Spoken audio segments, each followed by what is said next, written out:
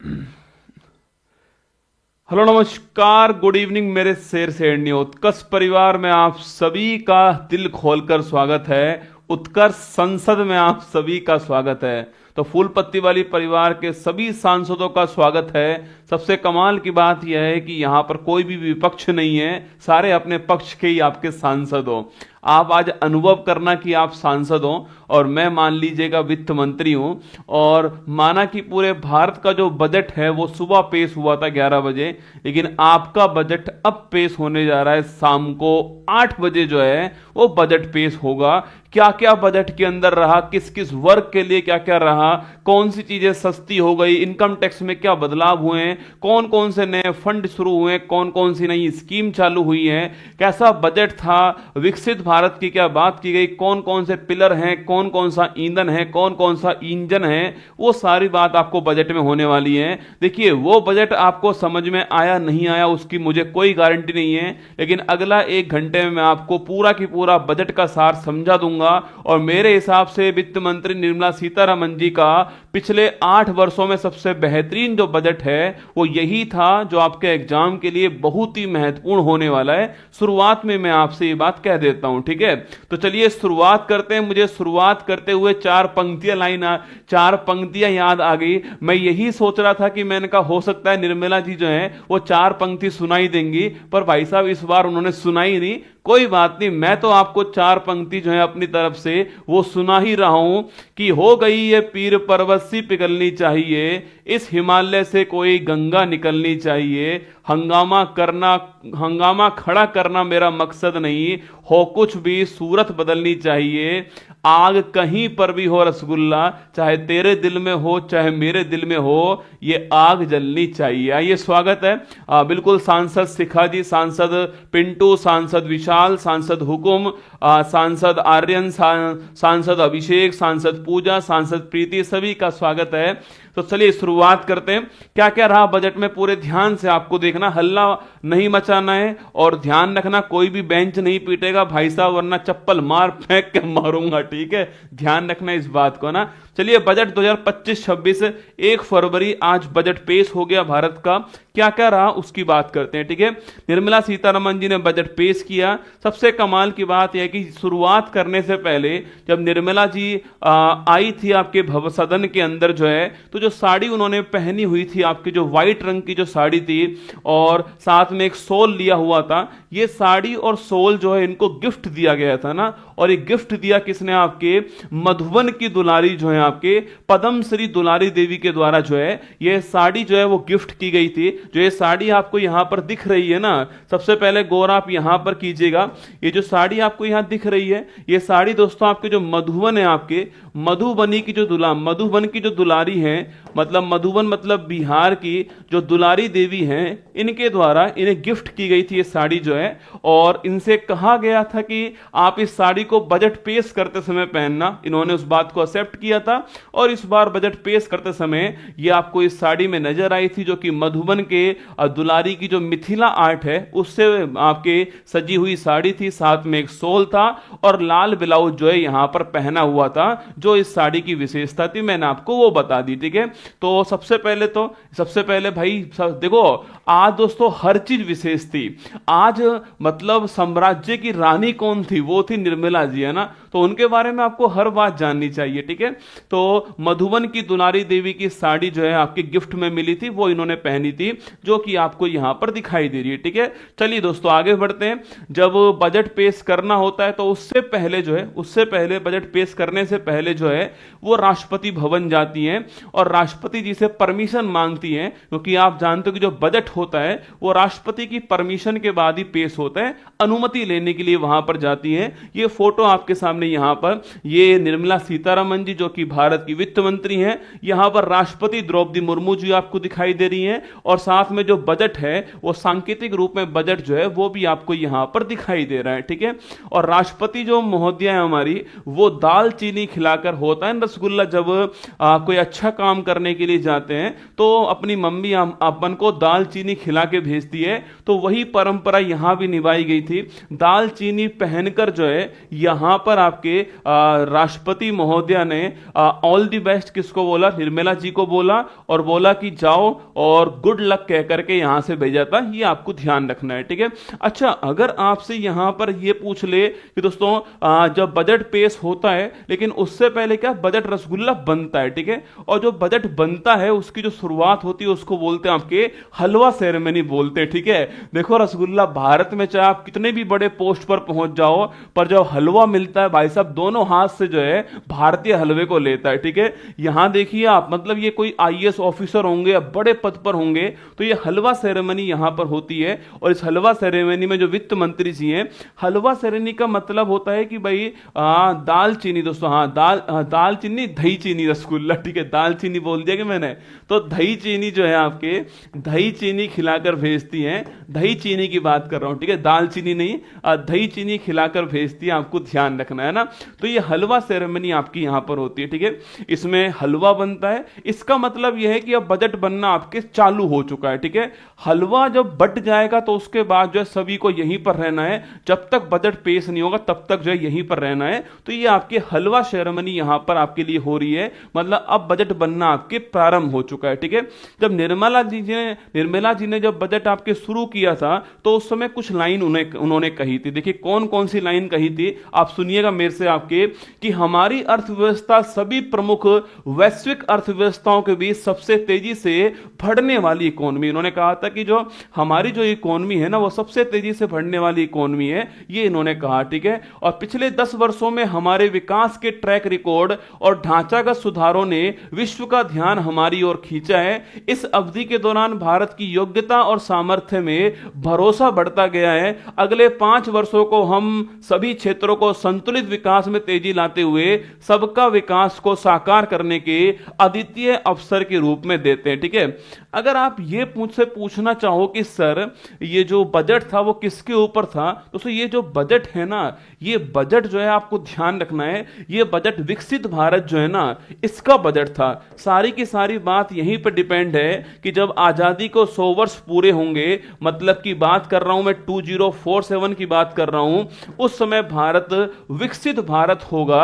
ये आपके इसका संकल्प के साथ में ये बजट आपके यहां पर पेश किया गया, ठीक है। निर्मला सीतारमन जी आपके सामने यहां पर 1 फरवरी जो है 2025 को वित्त मंत्री जो है ये आपके निर्मला सीतारमन जी के द्वारा बजट पेश किया गया, ठीक है।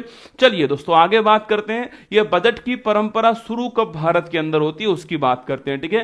देखो 1860 ईस्वी में ब्रिटिश भारत में जेम्स विल्सन के द्वारा जो है वो आपके बजट जो है वो आपके पारित किया गया, ठीक है। तो बजट की परंपरा शुरू करने वाले कौन थे, जेम्स विल्सन जो है आपके ये बजट की परंपरा शुरू करने वाले। पहला बजट आपके ब्रिटिश भारत के दौरान 1860 के अंदर जो है 1860 के अंदर जो है वो पेश किया गया था, आपको ध्यान रखना है, ठीक है।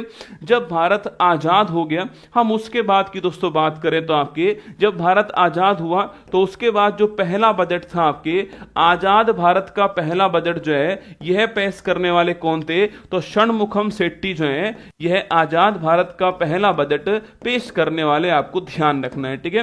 तो षणमुखम सेट्टी आजाद भारत का पहला बजट जो है वो पेश करने वाले, ठीक है। चलिए इसके बाद बात करूं आपसे, जब भारत दोस्तों गणतंत्र हुआ ना, जब भारत आपकी रिपब्लिक हो गया, गणतंत्र हो गया 1950 में, उस समय बजट पेश करने वाले कौन थे, तो 1950 की अगर मैं बात करूं आपसे, गणतंत्र जो भारत है, रिपब्लिक जो इंडिया है, इस गणतंत्र भारत का जो पहला बजट है आपके वो पेश करने वाले कौन थे, तो इस समय बजट पेश करने वाले थे वित्त मंत्री जॉन मैथाई जो है ये बजट पेश करने वाले, ठीक है।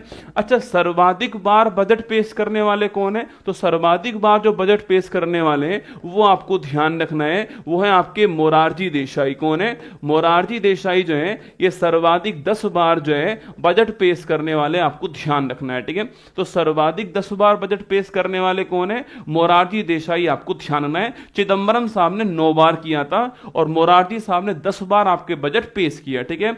और अगर मैं दोस्तों बात करूं आपके इस बार निर्मला सीतारमन जी ने कौन सी बार बजट पेश किया है, तो इस बार ये 8वें नंबर का जो बजट है आपके ये निर्मला सीतारमन जी ने पेश कर दिया, आपको ध्यान रखना है, ठीक है। 8वें नंबर का, लगातार 8 बार बजट पेश करने वाली पहली वित्त मंत्री कौन है? वो है आपके निर्मला सीतारमन जी, आपको ध्यान रखना है, ठीक है। सर्वाधिक बार बजट पेश करने वाली महिला वित्त मंत्री कौन है? निर्मला सीतारमन जी, आपको ध्यान रखना है, ठीक है। अच्छा, पहली बार बजट पेश करने वाली मंत्री महिला पूछूं आपसे कौन थी, तो वो ध्यान रखना उस समय जो हमारी इंदिरा गांधी जी थी आपकी, वो प्रधानमंत्री भी थी और वित्त मंत्री भी थी, तो उनके द्वारा किया गया, ठीक है। लेकिन एक पूर्ण कार्यकाल वित्त मंत्री के रूप में पहली वित्त मंत्री कौन है? निर्मला जी, आपको ध्यान रखना है, ठीक है। ये दोस्तों इस बार कौन से नंबर का है? इस बार ये 8वें नंबर का बजट जो है वो आपका पेश हुआ है, ठीक है।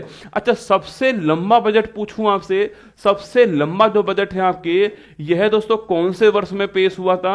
ये आपके 2020 के अंदर जो है, ये आपके अवधि के अनुसार सबसे लंबा बजट पेश होता है आपके, और 2 घंटे 42 मिनट, कितना? 2 घंटे 42 मिनट का यह बजट पेश किया गया था, जो कि अब तक के इतिहास में सबसे लंबा बजट है, आपको ध्यान रखना है 2020 में, ठीक है। अच्छा दोस्तों, आज कितने मिनट का पेश हुआ आपके? तो अगर आज की बात करूं मैं आपसे, 2025-26 का जो बजट है, अगर इसकी बात की जाए तो ये लगभग आपके 77 मिनट जो है, इतने का बजट आपका पेश हुआ था। मतलब कि 2 घंटे 17 मिनट जो है, इतने का बजट आपका पेश किया गया, ठीक है।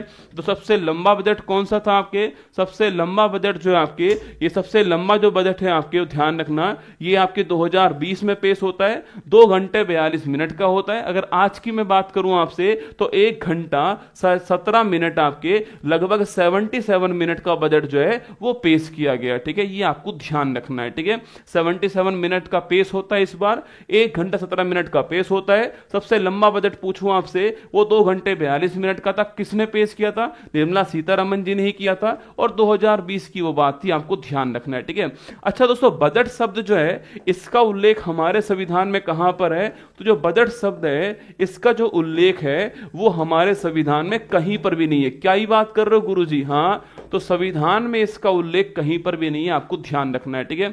अच्छा गुरुजी, फिर कैसे आ गया दोस्तों? संविधान में इसका उल्लेख नहीं है, पर संविधान में आर्टिकल नंबर 112 जो है ना, यहां पर उल्लेख किसका है? Annual financial statement. किसका है? एनुअल फाइनेंशियल स्टेटमेंट जो है, इसका उल्लेख संविधान में किया गया है। मतलब कि 1 साल का जो आय व्यय का लेखा जोखा जो होता है, उसका उल्लेख हमारे यहां पर किया है, ठीक है। अच्छा गुरुजी, क्या ही बात कर रहे हो? हाँ, तो हमारे संविधान में एनुअल फाइनेंशियल स्टेटमेंट वर्ड का उल्लेख है। यही दोस्तों क्या है? यही आपके बजट होता है, ठीक है। बजट शब्द का उल्लेख नहीं है, पर सारी जो प्रक्रिया है बजट की आपके, वो यहां पर 112 के अंदर, ठीक है। अच्छा, स्टेट के लिए कौन सा है? तो स्टेट के लिए आर्टिकल कौन सा है? 202 आर्टिकल, आपको ध्यान रखना है, ठीक है। अच्छा, बजट दोस्तों कैसा बिल होता है? तो बजट एक मनी बिल होता है, ठीक है। कभी सवाल पूछे आपसे, बजट जो है यह कैसा बिल होता है छापना, तो बजट एक धन विधेयक होता है, एक मनी बिल होता है, यह भी आपको ध्यान रखना है, ठीक है। और मनी बिल हमेशा राष्ट्रपति की पूर्वानुमति पर ही पेश होता है, इसलिए हमेशा वित्त मंत्री बजट पेश करने से पहले देखना राष्ट्रपति से मिलने जाती हैं, जस्ट लाइक कि उनसे पूर्वानुमति उनसे ली गई है। और हमेशा मनी बिल सबसे पहले कहां पेश होता है? लोकसभा के अंदर पेश होता है, आपको छापना है, ठीक है। मनी बिल अगर पूछूं आपसे, सर्वप्रथम जो है वो कहां पेश होता है, लिखना, ये सर्वप्रथम जो है आपके जो लोकसभा जो है वहीं पर पेश होता है, यह भी आपको ध्यान रखना है, ठीक है। चलिए अब दोस्तों, बजट जो है वो आपके लिए पेश करते हैं। 1 फरवरी 2025 का बजट पेश हो रहा है, और 8वां बजट लगातार वित्त मंत्री जी के द्वारा जो है वो पेश किया गया।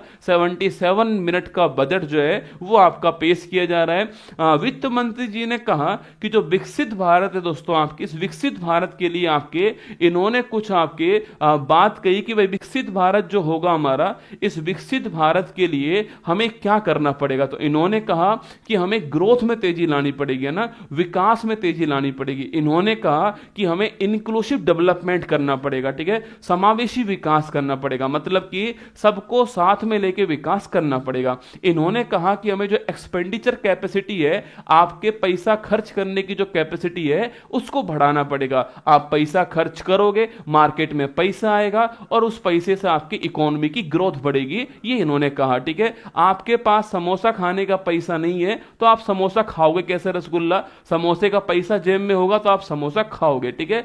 तो आपका जो कुल मिला के जो आपके निवेश करने की जो आपके मतलब जो खर्चा करना है, उसको बढ़ाना पड़ेगा, ठीक है। इसके अलावा निजी क्षेत्र में निवेश को बढ़ाना पड़ेगा ना, जो प्राइवेट सेक्टर है उसमें इन्वेस्टमेंट को बढ़ाना पड़ेगा, ठीक है। इसके अलावा परिवार के मनोभाव में उल्लास भरना पड़ेगा, परिवार को खुश करना पड़ेगा। आप जानते हो परिवार जब खुश होता है तो वो क्या करता है, खर्चा करता है, ठीक है। तो इन्होंने कहा कि जो विकसित भारत है उसकी यही आकांक्षाएं आपके लिए होंगी। कौन कौन सी, कि ग्रोथ तेज की जाए और समावेशी विकास किया जाए, इसके अलावा मध्य वर्ग की जो वे है क्षमता है उसको बढ़ाया जाए, और निजी क्षेत्र के निवेश में नई जान लेकर आना, इन्वेस्टमेंट करवाना, और परिवार के मनोभाव जो है इसको उल्लास भरना, ठीक है। अच्छा, फिर इन्होंने कहा कि जो विकसित भारत है उसका मतलब क्या है भाई, पहले स्पष्ट कर दिया है कि जो विकसित भारत है उसका तो मतलब क्या है, तो सुन लीजिए। विकसित भारत का मतलब है गरीबी से मुक्ति, जीरो पॉवर्टी। क्या है पहला पॉइंट, इन्होंने कहा कि विकसित भारत जो है इसका मतलब क्या होता है, इसका मतलब होता है जीरो पॉवर्टी, है ना, गरीबी से मुक्ति आपके विकसित भारत। गरीब से मुक्ति नहीं रसगुल्ला, गरीबी से मुक्ति जो है ये आपका विकसित भारत है, जीरो पॉवर्टी, ठीक है। अगर आप सस्टेनेबल डेवलपमेंट गोल पढ़ोगे तो उसमें फर्स्ट नंबर का गोल भी यही लिखा हुआ है, क्या, जीरो पॉवर्टी, ठीक है। तो अगर पूछूं आपसे सस्टेनेबल डेवलपमेंट गोल में जो नंबर फर्स्ट गोल है आपके वो भी कौन सा है, वो भी लिखना आपके, वो भी जीरो पॉवर्टी आपको ध्यान रखना है, ठीक है। दूसरे नंबर का दोस्तों गोल क्या है, दूसरा गोल है क्वालिटी एजुकेशन। कौन सा है, क्वालिटी एजुकेशन दूसरे नंबर का गोल है। या फिर मैं कहूं आपसे कि 100%, है ना, 100% अच्छे स्तर की स्कूली शिक्षा। अगर बच्चे का, अगर दोस्तों घर की नींव मजबूत होगी तो जो नींव मजबूत हुई है उससे घर बड़ा शानदार बनेगा, ठीक है। इन्होंने भी यही कहा कि बच्चे का अगर स्कूली एजुकेशन मजबूत कर दिया जाए तो फिर बाद में उसको कोई कोचिंग की जरूरत नहीं होगी, बाद में उसको कुछ भी जरूरत नहीं है, वो अपने आप ही ग्रोथ करने वाला है, ठीक है। तो इन्होंने कहा कि 100% क्वालिटी जो एजुकेशन आपके, 100% क्वालिटी एजुकेशन जो है स्कूली एजुकेशन मिलना चाहिए। और अगर आप सस्टेनेबल डेवलपमेंट गोल को खोल के देखोगे तो वहां पर आपको एसडीजी नंबर 4 जो है ना, सस्टेनेबल डेवलपमेंट गोल नंबर 4 जो है वो आपको यही मिलने वाला है, क्वालिटी एजुकेशन। क्या मिलेगा, क्वालिटी एजुकेशन दोस्तों मिलने वाला है, ठीक है। अच्छा, इसके बाद बात करूं आपसे, बेहतरीन, सस्ती और सर्वसुलभ स्वास्थ्य सेवाएं उसको पहुंच कर, जो आपके हेल्थ सर्विस है ना वो बेहतरीन हो, सस्ती हो, और वो आसानी से वहां पर पहुंच सके, वो सुलभ होनी चाहिए, ठीक है। मतलब कि जो हेल्थ सर्विस है वो आपके हेल्थ सर्विस जो है वहां वो आसानी से पहुंच सके। ये आपके कहां पर कहा है, ये आपके नंबर आपके तीसरे बिंदु में कहा गया, ठीक है। और यही आपके गोल नंबर 3 है ना। अगर आप सस्टेनेबल डेवलपमेंट गोल खोल के देखोगे तो गोल नंबर 3 भी यही कहता है कि स्वास्थ्य सुविधाओं तक हर किसी की पहुंच होनी चाहिए, ठीक है। अच्छा, इसके बाद दोस्तों नंबर 4 जो आपके वो कौन सा है, 100% कुशल कामगारों के साथ सार्थक रोजगार, ठीक है। 100% स्किल्ड लेबर होना चाहिए, ठीक है, 100% स्किल्ड लेबर होना चाहिए। ये नंबर आपके 100% स्किल लेबर होना चाहिए, ये नंबर 4, ठीक है। मतलब कि दोस्तों भारत में है ना, भारत में समस्या पता है क्या है, समस्या भारत में ये है कि स्किल्ड लेबर नहीं है भारत के अंदर ना। लेबर तो है भारत में पर स्किल्ड होना चाहिए, ठीक है। चाहे दोस्तों वो एसी ठीक करने वाला ही बंदा क्यों ना हो, पर वो स्किल्ड होगा तो यकीन मानना कि वो एसी ठीक करने वाला बंदा भी बढ़िया से अपनी जिंदगी निकाल सकता है। अगर कोई प्लम्बर भी है ना, अगर वो स्किल्ड है, आप देखना अपने आसपास कोई प्लम्बर है, कोई इलेक्ट्रिसिटी वाला है आपके, वहां आप देख सकते हो कि वहां भी जो है वो आपके अच्छे से अपनी जिंदगी निकालता है। बस स्किल्ड होना चाहिए, अपने काम में होशियार होना चाहिए, ठीक है। तो 100% स्किल्ड लेबर होना चाहिए, ये इन्होंने कहा, ठीक है। अच्छा, अगला, आर्थिक गतिविधियों में 70% महिलाएं। देखिए सुन लो भाई, पुरुष सुन लो कि जो इकोनॉमिक एक्टिविटी है उसमें 100% में से 70% आपके महिलाएं भी आपके क्या हो, इंक्लूड होनी चाहिए, ये इन्होंने कहा है, ठीक है। इन्होंने कहा है कि जो महिलाएं हैं वो भी आपकी जो इकोनॉमिकल एक्टिविटी है वहां पर महिलाएं भी इंक्लूड होंगे, तभी वो देश आपके आगे बढ़ पाएगा। तो महिलाओं की भी भागीदारी बढ़नी चाहिए, ये इन्होंने बात की, ठीक है। अगला पॉइंट देखिए, हमारे देश को food basket of the world, और ये तभी संभव होगा जब लोग कृषि के अंदर अपना रुझान बढ़ाएंगे, जब सरकार एग्रीकल्चर जो किसान हैं उनको सब कुछ मानेगी, तभी ये होने वाला है कि Bharat food basket of the world बने, ठीक है। नंबर 6 क्या है, ये मतलब विकसित भारत की निशानी है कि भारत में गरीबी मुक्त हो गई, विकसित भारत की निशानी, ठीक है। भारत में 100% बेस्ट एजुकेशन मिल रही है स्कूलों में, विकसित भारत की निशानी है ना। भारत में सर्वसुलभ स्वास्थ्य सुविधाएं मिलेंगी, विकसित भारत की निशानी निशानी है, ठीक है। 100% स्किल्ड लेबर होगा, विकसित भारत की निशानी है, ठीक है। भारत में 70% आपकी महिलाएं इकोनॉमिक एक्टिविटी में होंगी, वो विकसित भारत की निशानी है, ठीक है। और भारत में food basket of the world जो है वो भारत को बनाया जाए, ये क्या है, विकसित भारत जो है इसकी निशानी आपको ध्यान रखना है, ठीक है। चलिए आगे बढ़ते हैं, नेक्स्ट पॉइंट दोस्तों आपके। इसके बाद में बजट जो 25-26 है, अब ये तो कह दिया कि भारत में जीरो पॉवर्टी होनी चाहिए, भारत में 100% स्कूली एजुकेशन होना चाहिए, भारत में 70% महिलाएं इकोनॉमिक एक्टिविटी में होनी चाहिए, 100% स्किल्ड लेबर होना चाहिए, पर इसके लिए कहां कहां सुधार करना पड़ेगा, ठीक है। तो इसके लिए 6 क्षेत्रों में सुधार करना पड़ेगा। कौन कौन सा? पहला क्षेत्र आपके कौन सा? कराधान, टैक्सेशन। देखिएगा अभी आगे आगे समझ में आएगा आपको कि यहां पर इन्होंने बेहतरीन सुधार किया है टैक्सेशन के अंदर, ठीक है। सेकंड आपके कौन सा है? माइनिंग जो है, आपके खनन जो है वहां सुधार करना पड़ेगा, ठीक है।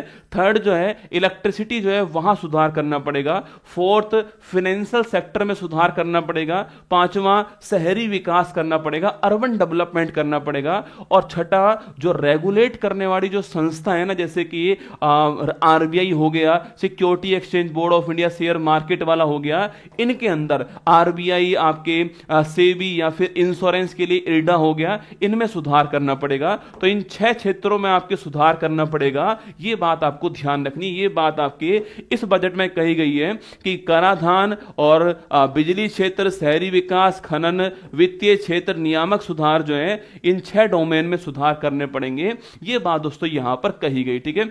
चलिए आगे बढ़ते हैं और अब देखिए कमाल की बात, ठीक है। इस बजट के रसगुल्ला 4 दोस्तों इंजन कौन से, ये बहुत महत्वपूर्ण है, ठीक है। इस बजट के 4 इंजन कौन कौन से? देखिए इस बजट के 4 इंजन में जो पहला इंजन है वो है कृषि, ठीक है। इंजन की सीटी पे मारो मन डोले, चल चल रे ड्राइवर गाड़ी होले होले, इसलिए मैं आपको होले होले पढ़ा रहा हूं, ठीक है। तो पहला आपके कौन सा हो गया? पहला हो गया एग्रीकल्चर। कौन सा हो गया? कृषि आपके पहला इंजन है इस विकसित भारत का ना, इस जो विकास यात्रा है इसका पहला इंजन कौन सा हो गया? कृषि हो गया, ठीक है। सेकंड इंजन कौन सा हो गया? वो हो गया आपके एमएसएमई। कौन सा हो गया? माइक्रो स्मॉल मीडियम एंटरप्राइज जो है, ये आपका सेकंड इंजन हो गया, ठीक है। थर्ड इंजन कौन सा हो गया? वो है इन्वेस्टमेंट, आपका निवेश। कौन सा हो गया? इन्वेस्टमेंट हो गया ना। और फोर्थ इंजन कौन सा है? एक्सपोर्ट। कौन सा हो गया? निर्यात। तो 4 इंजन होंगे इस आपके विकास यात्रा के। कौन कौन से होंगे? कृषि होगा, एग्रीकल्चर होगा, MSME micro small medium enterprise होगा, निवेश इन्वेस्टमेंट होगा, और निर्यात आपके एक्सपोर्ट होगा। ये 4 इंजन होने वाले हैं दोस्तों ना। अच्छा ये 4 इंजन होंगे तो इंजन को चलने के लिए दोस्तों, इंजन को चलाने के लिए आपके फ्यूल चाहिए, ईंधन चाहिए। तो ईंधन क्या होगा? ईंधन होगा इन चारों में सुधार करना। क्या होगा? ईंधन होगा इन चारों में रिफॉर्म लेकर आना। किस किस में? कृषि में, एमएसएमई में, निवेश में और निर्यात में, जो आप आगे देखने वाले हो, ठीक है। तो ईंधन क्या हुआ? ईंधन हुआ इन चारों में सुधार करना दोस्तों ना। अच्छा ईंधन हो गया रसगुल्ला, कौन दिशा दोस्तों दिखाने वाला है? अरे भाई बस चल रही है आपकी, गाड़ी चल रही है, उसको दिशा दिखाने वाला कौन होगा आपके? तो वो होगा समावेशिता, सबको साथ लेकर चलना है, ये आपके क्या होगा? मार्गदर्शन होने वाला है, ठीक है। और इसके बाद में कहां पर पहुंचानी है गाड़ी को? विकसित भारत तक पहुंचानी है। देखिए मतलब आप मेरी टीम के लिए दोस्तों एक बार जो है आपके दिल भेज दो, मतलब मेरी टीम ने देखो बजट पढ़ाना कोई बड़ी बात नहीं है, बजट को हूबहू सिस्टमेटिक ढंग से आपको दिखाना बड़ी बात है, ठीक है। कि ये 4 इंजन थे, इस इंजन में फ्यूल क्या हुआ? इस इंजन में फ्यूल हुआ इन चारों में सुधार करना, ठीक है। वो फ्यूल हो गया। गाइड करने वाला मैप कौन होगा आपके? वो होगा सबका साथ, ठीक है। और कहां पहुंचना है? विकसित भारत तक पहुंचना है, आपको 2047 तक पहुंचना है, विकसित भारत हमारा गंतव्य होने वाला है, ये आपको ध्यान रखना है, ठीक है। तो ये आपके बजट 25-26 में 4 इंजन, ईंधन, मार्गदर्शन और लक्ष्य जो है वो यहां पर बताए गए, ठीक है। अच्छा इसके बाद दोस्तों पहला इंजन कौन सा है? पहला इंजन है कृषि को। देखो गाड़ी कितनी दूर तक जाएगी, कितनी तेज जाएगी, वो उसके इंजन पे डिपेंड करता है रसगुल्ला ना, उसका जो इंजन है वो कैसा है, ठीक है। तो पहला हमारा इंजन कौन सा है? कृषि, ठीक है। क्योंकि आप जानते हो कि भारत गांवों के अंदर बसता है और गांव की आत्मा किसान के अंदर बसती है। एक बार दिल किसान के लिए होना चाहिए, भारत की आत्मा के लिए होना चाहिए, क्योंकि भारत गांवों के अंदर ही बसेगा हमेशा। गांव की उस मिट्टी की जो खुशबू है, वो किसान जो है आपके, वो किसान इस गांव की आत्मा होता है। तो कृषि आपके पहला हो गया इंजन, है ना। अब कृषि की अगर बात करूं, मैं एग्रीकल्चर की दोस्तों बात करूं आपसे, तो प्रधानमंत्री धन धान्य कृषि योजना, लिख लो, तुम्हारे एग्जाम के लिए एक नया सवाल आ चुका है। प्रधानमंत्री धन धान्य कृषि योजना की शुरुआत आपके हो चुकी है, यह बजट के अंदर घोषणा इसकी हुई है, ठीक है। और दोस्तों इसके तहत आपके 100 जिलों को शामिल करेंगे, कितने 100 जिले जो हैं वो शामिल होने वाले हैं, ये आपको ध्यान रखना है, ठीक है। और ये 100 जिले दोस्तों कौन से होंगे? जहां पर उत्पादकता कम होती है वहां उसको बढ़ाएंगे, जहां पर फसल कम होती है उसको बढ़ाएंगे, जहां पर औसत से कम आपके लोन है आपके उसको बेहतर करेंगे, ठीक है। जो कमजोर वर्ग, जो कमजोर जिले हैं उन 100 कमजोर जिलों को मजबूत करेंगे, क्योंकि मैंने आपसे कहा ना, विकसित भारत का छठा मापदंड क्या था आपके, कि भारत को bread basket of the world बनाना। उसके लिए एग्रीकल्चर जरूरी है, और उसके लिए वो लैंड जो कि कम आपकी उत्पादन कर रही है उसको मजबूत करना जरूरी है। इसलिए प्रधानमंत्री धन धान्य कृषि योजना 100 जिलों में स्टार्ट होगी, और इसके लिए जो है 1.7 करोड़ किसान जो है उनको फायदा मिलने वाला है, ये आपको ध्यान रखना है, ठीक है। तो 1.7 करोड़ किसानों को इससे फायदा मिलेगा, ये भी आपको ध्यान रखना है, ठीक है। इसके बाद दोस्तों आपके एक ग्रामीण संपन्नता और अनुकूलन निर्माण जो है ये भी चालू किया जाएगा। गांवों के अंदर कौशल विकास, स्किल डेवलपमेंट, गांवों में आपकी इन्वेस्टमेंट को, गांव में तकनीक, इसको गांव में एम्प्लॉयमेंट को बढ़ावा देने के लिए ये आपकी यहां पर होने वाला है। अगला पॉइंट जो महत्वपूर्ण है वो है दलहनों में आत्मनिर्भरता, ठीक है। दोस्तों दाल जो है ना, पल्सेस जो है, इसमें भारत को आत्मनिर्भर करना पड़ेगा। देखिए दालों के उत्पादन में हम पहले स्थान पर बेटा ना, दालों का जो उत्पादन है इसमें भारत पहले स्थान पर, ठीक है। उत्पादन में भारत जो है वो पहले स्थान पर है, लेकिन दालों को खाने के मामले में भारत पहले स्थान पर, ठीक है। दालों के उपभोक्ता के मामले में कौन आपके, तो भी भारत पहले स्थान पर, ठीक है। दोस्तों भारत में अगर कोई सब्जी नहीं मिल रही तो दाल बना लो, ठीक है। भारत में क्या है, हाँ, पत्नी ने कहा सब्जी लेकर आना, पति ने कहा क्या लेकर आऊं, पत्नी ने बोला कुछ भी ले आना। अब पति सोच रहा है कुछ भी कौन सी होती है, ठीक है। फिर पति दोस्तों हार फिरकर यही बोलता है कि दाल बना लेना, ठीक है। तो भारत जो है वो उत्पादन में पहले स्थान पर दाल के में, लेकिन दाल को खाने के मामले में रसगुल्ला हम पहले स्थान पर हैं। कंज्यूमर भी दोस्तों हम पहले है ना, तो दालों में हमें और उत्पादन करना पड़ेगा ना, दालों में हमको जो है आपके आत्मनिर्भर होना पड़ेगा, ये कहा गया, ठीक है। और इसके लिए सुन लो, इसके लिए बजट में 6 वर्ष के लिए दलहनों में आत्मनिर्भरता के लिए एक मिशन स्टार्ट किया है। और इसमें कौन कौन सी दाल है, इसमें तूर की दाल है, इसमें उड़द की दाल है, और इसमें मसूर की दाल है। बड़ा महत्वपूर्ण क्वेश्चन है, सवाल सीधा पूछेगा भाई दालों के आत्मनिर्भर मिशन में कौन सी दाल शामिल नहीं है, ठीक है। तो इसमें तूर की दाल, इसमें उड़द की दाल और इसमें मसूर की दाल है, ठीक है। कितने वर्ष के लिए आपके 6 वर्ष के लिए जो है ये मिशन आपके स्टार्ट किया है, ये आपको ध्यान रखना है, ठीक है। तो ये एग्जाम के लिए महत्वपूर्ण क्वेश्चन है, ध्यान रखना कि 6 वर्ष के लिए तूर, उड़द और मसूर में हमें जो है आत्मनिर्भर होना है, ये आपके टारगेट इस बार यहां पर लिया गया है, जो कि आपको यहां पर लिखा हुआ मिल रहा है, ठीक है। चलिए आगे देखिए दोस्तों, सब्जियों और फलों के लिए व्यापक कार्यक्रम जो है वो भी स्टार्ट होगा। और इसमें श्री अन्न जो है ना आपके, मिलेट्स जो है आपके, मोटे अनाज जो है आपके, इनके उपभोग में भी बढ़ोतरी करनी होगी, ठीक है। जो मोटा अनाज है इसके उपभोग में बढ़ोतरी करनी होगी। मोटा अनाज आप जानते हो कि 2023 जो है, ये 2023 आपके मोटे अनाज का वर्ष था। ये तो आपको याद होगा, मिलेट्स का वर्ष था आपके, रागी, ज्वार, बाजरा मोटा अनाज होता है, ठीक है। तो मोटे अनाज के उपभोग में वृद्धि करनी होगी, ऐसा कहा गया है। इसके अलावा सब्जियों में, फलों में जो है इसके उपभोग में वृद्धि करनी होगी, ये भी यहां पर कहा गया है। तो इसमें साफ साफ लिखा हुआ है कि सब्जियों और फलों के लिए व्यापक आपके जो कार्यक्रम है वो भी आपका स्टार्ट होगा, ठीक है। बिहार में मखाना बोर्ड, काम का सवाल दोस्तों, कि बिहार में पता नहीं रसगुल्ला, शायद दोस्तों बिहार की साड़ी गिफ्ट मिली थी किसको इस बार जो है, निर्मला सीतारमन जी को, या फिर बिहार में चुनाव आने वाले, कुछ भी देख लीजिए आप जो है, अपने अपने अनुसार आप जो है इसकी व्याख्या कर सकते हो। बिहार में इस बार बहुत कुछ दिया गया है, ठीक है। बिहार को मखाना बोर्ड दिया रसगुल्ला, ठीक है, क्योंकि मखाना आप जानते हो कि बिहार का जीआई टैग मखाना जो है, मिथिला जो आपके मिथिलांचल का जो मखाना है उसको बिहार में जो है क्या मिलेगा, उसके लिए मखाना बोर्ड बनेगा। ठीक है, अभी कुछ दिनों पहले बेटा राज्य हल्दी बोर्ड बना। ठीक है, भारत में कुछ दिनों पहले हल्दी बोर्ड बना था, और ये हल्दी बोर्ड कहां बना था, निजामाबाद के अंदर। कहां बना था, निजामाबाद आपके जो है तेलंगाना के अंदर, यहां पर कुछ दिनों पहले हल्दी बोर्ड बनाया गया। ठीक है, अब मखाना बोर्ड बनेगा कहां पर, बिहार के अंदर बनेगा, मखाना के उत्पादन के लिए, प्रसंस्करण के लिए और मूल्य संवर्धन या विपणन में सुधार के लिए जो है मखाना बोर्ड बिहार के अंदर बनेगा, आपको ध्यान रखना है। ठीक है,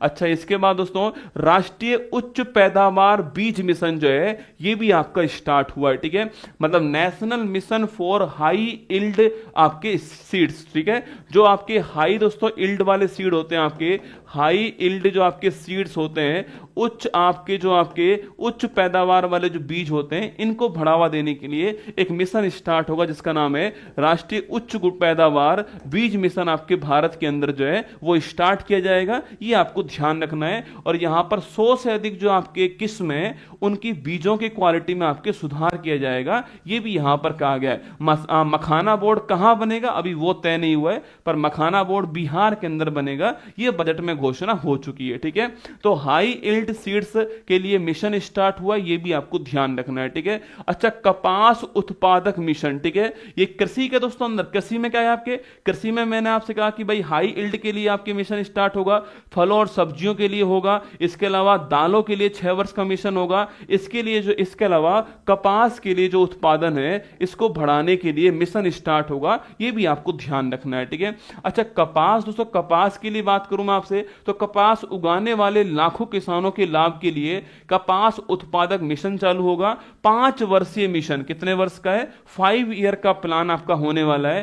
5 वर्षीय मिशन में कपास की जो खेती है, कॉटन की जो खेती है, उसकी उत्पादकता और उसकी वहनीयता में पर्याप्त सुधार लाने में मदद मिलेगी, और कपास की अधिक लंबे रेशे वाली किस्मों को बढ़ावा मिलेगा। अच्छी क्वालिटी की जो कपास है आपके वो भी मिलेगी, इसके अंदर आपको ध्यान रखना है। ठीक है, तो कपास के लिए कितने वर्ष का, 5 वर्ष का मिशन जो है कपास के लिए स्टार्ट होगा, और इसका नाम क्या है, इसका नाम है कॉटन प्रोडक्टिविटी मिशन, इसका नाम है, आपको ध्यान रखना है। ठीक है, लंबी जो आपके कपास है उसका उत्पादन जो है वो यहां पर बढ़ाया जाएगा। अच्छा ये दोस्तों एक बड़ा महत्वपूर्ण क्वेश्चन है, किसान क्रेडिट कार्ड, सुन लीजिए भाई साहब, जो केसीसी जो होता है, किसान क्रेडिट कार्ड जो होता है, पहले उसकी सीमा 3 लाख रुपए थी। कितनी आपके, पहले उसकी सीमा 3 लाख रुपए थी, अब उसकी सीमा बढ़ा दी गई है और 5 लाख रुपए जो है ये इसकी सीमा कर दी है। लिखना महत्वपूर्ण क्वेश्चन है। किसान क्रेडिट कार्ड जो है ना, किसान क्रेडिट कार्ड में जो क्रेडिट कार्ड के माध्यम से जो लोन था,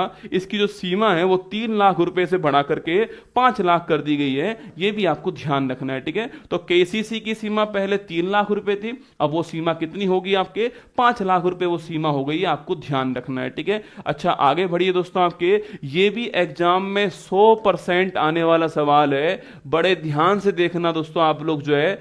असम में एक यूरिया प्लांट, देखो किसानों की रसगुल्ला बात चल रही दोस्तों ना, किसानों के लिए बीज, किसानों के लिए आपके कपास उत्पादक मिशन हो गया, किसानों के लिए फल और सब्जी जो है उसको बढ़ाने का मिशन हो गया, किसानों के लिए आपके जो है दलहन जो आपके पल्से जो है उनके लिए मिशन हो गया। तो किसानों के लिए दोस्तों आपके यूरिया जो है, फर्टिलाइजर जो है, इसके लिए आपके यूरिया प्लांट स्थापित होगा। कहां पर होगा, असम के अंदर नामरूप में होगा, निस्टाल लगाना, तो असम के नामरूप में यूरिया प्लांट स्थापित होगा, ये आपके लिखा हुआ है। यूरिया की आपूर्ति और अधिक बढ़ाने के लिए नामरूप असम में 12.7 लाख मीट्रिक टन की वार्षिक उत्पादन क्षमता वाला एक संयंत्र स्थापित किया जाएगा, ये आपको ध्यान रखना है। ठीक है, इससे जो नॉर्थ ईस्ट जो इंडिया है हमारा, जो उत्तर पूर्वी जो भारत है, उसमें भी विकास होगा, आपको ध्यान रखना है ना। तो नामरूप असम में यूरिया प्लांट हो गया दोस्तों ना। अच्छा आगे, ग्रामीण अर्थव्यवस्था के लिए उत्प्रेरक के रूप में भारतीय डाक। ठीक है,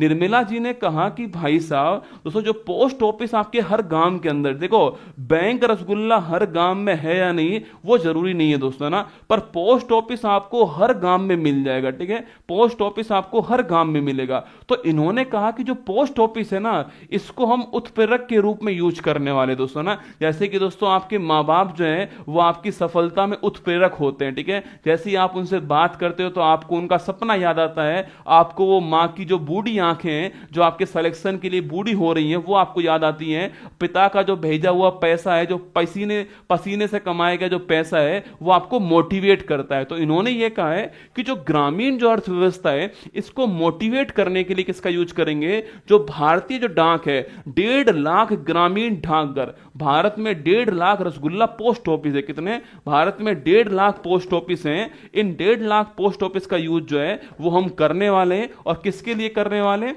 इस हम जो है ग्रामीण जो आपके लोग हैं उनको अवेयर करने के लिए, ग्रामीण जो इकोनॉमी उसको बढ़ाने के लिए करेंगे, जैसे कि उन्हें लोन कहां से मिलेगा, इसके अलावा आपके डिजिटल सेवाएं कैसे उनको उपलब्ध होंगी, और आपके डीबीटी कैसे उनको कैश मिलेगा, कैसे उनके अकाउंट में पैसा आएगा, इन सब के लिए जो है हम ग्रामीणों को मोटिवेट करने के लिए पोस्ट ऑफिस का यूज करने वाले हैं। ठीक है, आगे देखिए दोस्तों, अगला पॉइंट आपके दूसरे इंजन की बात करते हैं जिसमें आपके माइक्रो स्मॉल मीडियम एंटरप्राइज है। यहां भी सवाल आपका फंसता है। ठीक है, पहली बात तो इसकी फुल फॉर्म क्या है, माइक्रो मतलब आपके सूक्ष्म हो गया, माइक्रो स्मॉल मतलब लघु हो गया, और मीडियम मतलब आपके मध्यम हो गया। ठीक है, तो माइक्रो स्मॉल मीडियम जो एंटरप्राइज है स्टूडेंट के लिए क्या है, स्टूडेंट के लिए करंट अफेयर्स का क्वेश्चन रसगुल्ला। ठीक है, स्टूडेंट के लिए क्या है, स्टूडेंट के लिए करंट अफेयर्स के बहुत सारे क्वेश्चन है, तुम्हारे फिर एग्जाम में क्वेश्चन आएंगे, तुम उनको ठीक करके आओगे, फिर तुम्हारा सिलेक्शन होगा, और फिर तुम्हारी शादी होगी, और फिर तुम्हारे बच्चे होंगे। तो निर्मला सीतारमन जी ने तुम्हारे बच्चों तक का पूरा प्लान किया है, यह है तुम्हारे लिए। ठीक है, तो इसके लिए मोटिवेटर कौन होगा भाई साहब, इसके लिए मोटिवेटर होगा कौन, आपके बजट जो है वो मोटिवेटर होने वाला है, इसलिए ध्यान से देखना। ठीक है, तो माइक्रो स्मॉल मीडियम जो एंटरप्राइज है इसकी दोस्तों बात करते हैं। सबसे पहली बात, जो एमएसएमई की जो डेफिनेशन है ना वो चेंज हो गई है, एग्जाम के लिए महत्वपूर्ण सवाल है। एमएसएमई की डेफिनेशन चेंज कर दी है भाई साहब। दोस्तों क्या डेफिनेशन हुई देखिएगा आपके, देखो दो तरीके से डेफिनेशन एमएसएमई की, कौन सा उद्योग माइक्रो है, कौन सा उद्योग लघु है, कौन सा उद्योग मध्यम है, उसकी दो डेफिनेशन होती है। एक तो निवेश के अनुसार होती है, और एक आपके टर्नओवर जो है कंपनी का उसके अनुसार होती है। ठीक है, और निवेश के अनुसार दोस्तों पहले जो है, पहले 1 करोड़ रुपए तक का जो भी उद्योग था वो आपके माइक्रो उद्योग था पहले निवेश के अनुसार, अब वो आपके 2.5 करोड़ रुपए का हो गया। आपको ध्यान रखना है, याद मैं करवा दूंगा आपको ना। और जो आपके स्मॉल वाला है, पहले 10 करोड़ रुपए तक का आपके था स्मॉल था। ठीक है, अब वो 25 करोड़ रुपए तक का क्या हो गया, स्मॉल हो गया, किसमें, निवेश के अनुसार। ठीक है, और जो मीडियम है आपके, अब 125 करोड़ रुपए तक का जो निवेश है आपके वो मीडियम में कर सकते हो। ठीक है, याद नहीं करना, देखो 2.5 मल्टीप्लाई 10 कर दो, 25 है, 2.5 25 फिर 1 लगा दो 125। ठीक है, तो 2.5 25 125 याद हो जाएगा, 2.5 25 125 कैसे याद करोगे, 2.5 25 125, तो 2.5 करोड़ तक का निवेश माइक्रो के अंदर होगा, 25 करोड़ तक का निवेश किसमें होगा, स्मॉल में होगा, और 125 करोड़ तक का निवेश कहां पर होने वाला है, ये आपके मीडियम में होने वाला है। ठीक है, तो ये 3 आपके निवेश होंगे, कौन कौन से, देखो मैंने कहा जो निवेश है ना, जो इन्वेस्टमेंट है, इस इन्वेस्टमेंट के अनुसार आपके निवेश के अनुसार माइक्रो स्मॉल और मीडियम जो है ये कौन कौन होगा, 2.5 करोड़ तक आपके माइक्रो होगा, 25 करोड़ तक आपके स्मॉल होगा, और 125 करोड़ तक क्या होने वाला है, ये मीडियम होने वाला है, ध्यान रखना। ठीक है, अच्छा दोस्तों, टर्नओवर की अगर मैं बात करूं आपसे, जो टर्नओवर है कंपनी का उसकी बात करूं आपसे, तो 10 करोड़ रुपए तक क्या होने वाला है, माइक्रो होने वाला है। ठीक है, 100 करोड़ तक क्या होने वाला है, आपकी स्मॉल होने वाला है। ठीक है, और 500 करोड़ तक क्या होने वाला है, आपकी ये होने वाला है आपका मीडियम। ठीक है, तो अगर टर्नओवर की अगर बात करें हम आपसे, टर्नओवर जो है इसके अनुसार दोस्तों आपके माइक्रो स्मॉल जो मीडियम है, आपके माइक्रो होगा 10 करोड़ तक का, स्मॉल होगा 50 करोड़ तक का आपके, स्मॉल होगा 100 करोड़ तक का, और जो आपके मीडियम होने वाला वो कितना होगा, ये 500 करोड़ होने वाला, आपको ध्यान रखना है। ठीक है, एग्जाम में निश्चित सवाल बनेगा कि वापस से माइक्रो स्मॉल मीडियम जो है उसकी डेफिनेशन चेंज हो चुकी है, 2.5 25 125 ऐसे याद करना, किसके लिए, माइक्रो स्मॉल मीडियम में इन्वेस्टमेंट के लिए, और 10 100 500 किसके लिए, आपके टर्नओवर के अनुसार आपके जो है माइक्रो स्मॉल मीडियम आपको ध्यान रखना है। ठीक है, एग्जाम के लिए महत्वपूर्ण सवाल है, इसको थोड़ा आपको ध्यान रखना है, पेपर में सवाल यहां पर बन सकता है कि भाई माइक्रो स्मॉल मीडियम एंटरप्राइज की डेफिनेशन क्या हो चुकी है। ठीक है, चलिए दोस्तों आगे बढ़ते हैं। माइक्रो स्मॉल मीडियम जो एंटरप्राइज है आपके, उसमें दोस्तों एक पोर्टल भी स्टार्ट हुआ, उस पोर्टल का नाम क्या है, उद्यम पोर्टल इसका नाम होगा, क्या होगा, उद्यम पोर्टल जो है इसका नाम होने वाला है। और दोस्तों इस उद्यम पोर्टल पर देखिएगा, उद्यम पोर्टल पर पंजीकृत जो भी इसके ऊपर रजिस्टर्ड सूक्ष्म उद्योग होंगे, माइक्रो इंडस्ट्री जो होंगी, उनके लिए 5 लाख तक की सीमा वाले विशेष अनुकूलन क्रेडिट कार्ड शुरू होंगे। ठीक है, अभी तक आपने केसीसी पढ़ा, कौन सा?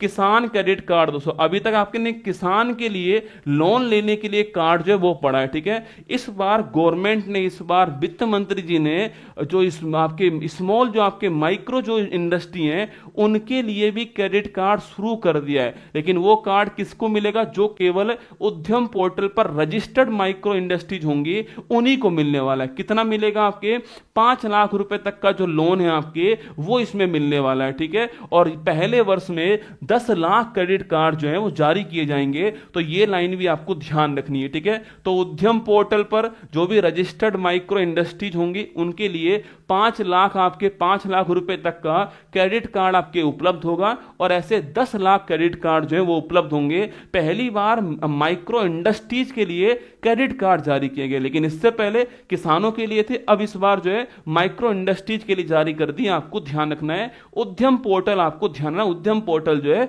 वहां पर ये काम होगा। ठीक है, चलिए दोस्तों आगे बढ़ते हैं आपके। इसके बाद एक 5 लाख दोस्तों महिलाएं, इसमें महिलाएं शामिल होंगी। इसके अलावा अनुसूचित जाति मतलब एससी शामिल होगा इसमें, और एसटी जो है ये शामिल होगा।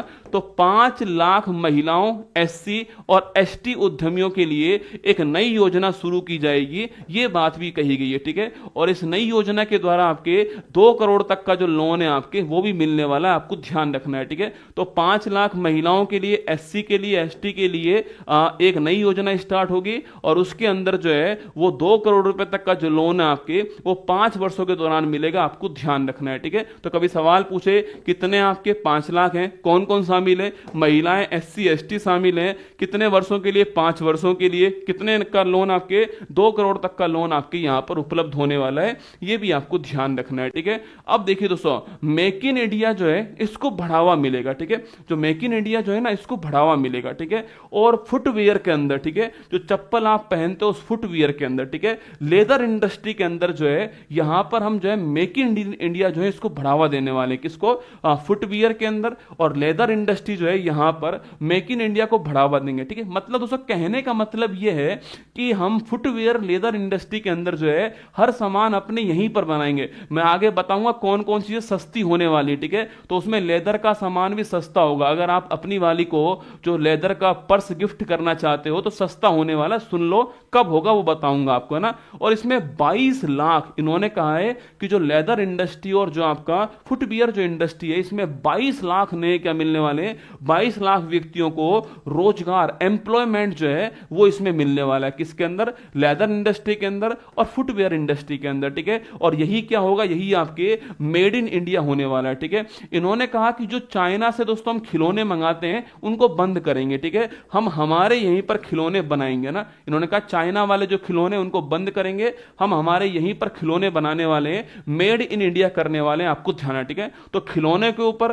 फुटवियर इंडस्ट्री के ऊपर और लेदर इंडस्ट्री के ऊपर इस बार जो बजट है आपके, वहां पर इस पे बल दिया गया, आपको ध्यान रखना है। ठीक है, चलिए, राष्ट्रीय विनिर्माण मिशन जो है, नेशनल मैन्युफैक्चरिंग मिशन जो है, इसके लिए स्टार्ट होगा। हम हमारे देश में ये सारी चीजें बनाने वाले हैं, ये इन्होंने कहा कि हम इंपोर्ट जो है कम करेंगे। ठीक है, तीसरा इंजन हो गया हमारा निवेश। ठीक है, तो हमने माइक्रो स्मॉल एंटरप्राइज की बात कर ली, हमने एग्रीकल्चर की बात कर ली। थर्ड हमारा जो होगा वो कौन सा होगा, वो होगा निवेश। ठीक है, इन्वेस्टमेंट। अब दोस्तों इन्वेस्टमेंट कहां कहां करेंगे, तो रिसर्च में करेंगे इन्वेस्टमेंट, किसमें? अनुसंधान में करेंगे। और इसके लिए हम जो है अटल टिंकरिंग लैब बनाएंगे। सुन लो, एजुकेशन में क्या बात करेंगे हम, अटल टिंकरिंग लैब बनाने वाले। और जो अटल टिंकरिंग लैब होती छापना, इनको बनाता कौन है? इनको नीति आयोग इसको बनाता है। और इसमें किस पर फोकस होता है? इसमें फोकस होता है किसके ऊपर?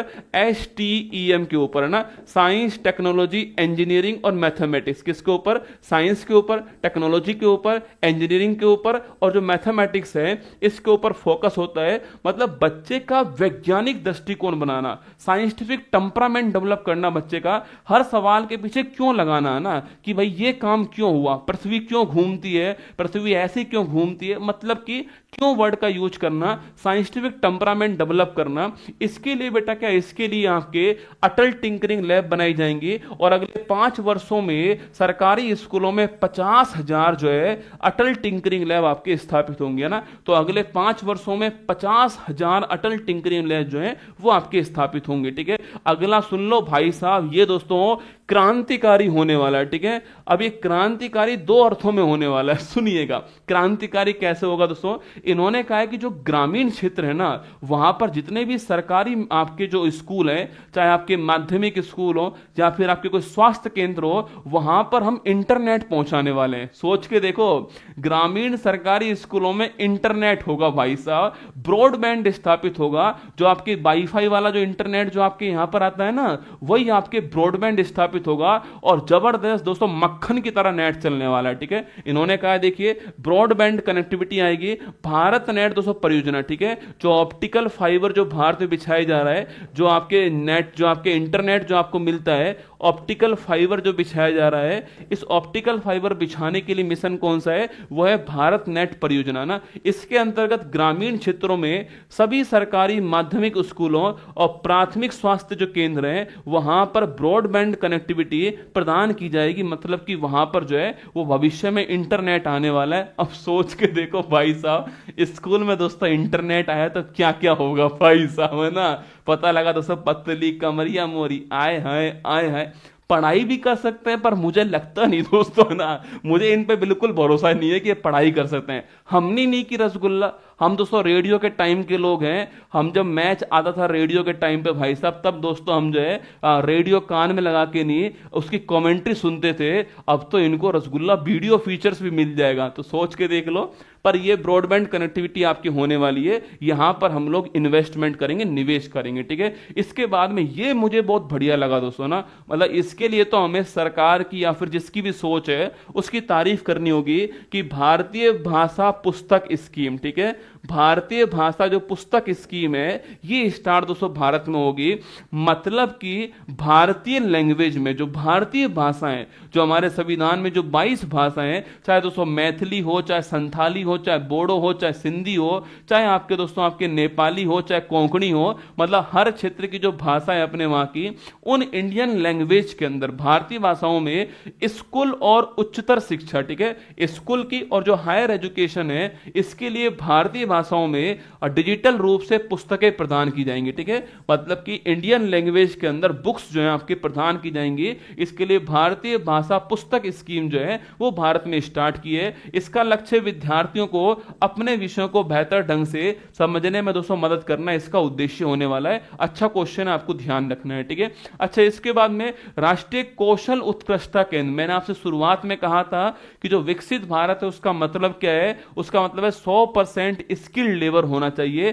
कौशल आपके क्या होना चाहिए, कुशल हमारा जो है आपके श्रमिक होना चाहिए। ठीक है, तो इसके लिए भारत में राष्ट्रीय कौशल उत्कृष्टता केंद्र जो है national centre excellence for skill, किसके लिए, स्किल डेवलपमेंट के लिए क्या होगा, स्किल डेवलपमेंट के लिए कौशल उत्कृष्टता केंद्र आपके स्थापित हमारे यहां होंगे। और कितने होंगे, 5 स्थापित होंगे, यहां कहा गया। ठीक है, तो 5 राष्ट्रीय कौशल उत्कृष्टता केंद्रों को स्थापित किया जाएगा, जिससे मेक फॉर इंडिया और मेक फॉर द वर्ल्ड। ठीक है, ये लाइन दोस्तों देखो आपके, अगर हमारा लेबर स्किल हो जाएगा तो हम बहुत सारी चीजें भारत में बनाएंगे। तो मेक फॉर इंडिया और विश्व के लिए बनाएंगे, मेक फॉर द वर्ल्ड, है ना। तो मेक फॉर इंडिया और मेक फॉर द वर्ल्ड जो है, इस नारे के साथ में यहां पर जो है डिजाइन सिखाना, ट्रेनिंग देना, ये सारे काम यहां पर होने वाले। ठीक है, शिक्षा हेतु एआई दोस्तों, आर्टिफिशियल जो इंटेलिजेंस है इस पर भी बल दिया है। ठीक है, तो एजुकेशन में जो आर्टिफिशियल इंटेलिजेंस है उसके लिए एक्सीलेंस सेंटर स्थापित होगा और उसके लिए 500 करोड़ रुपए जो है वो प्रदान किए जाएंगे। ठीक है,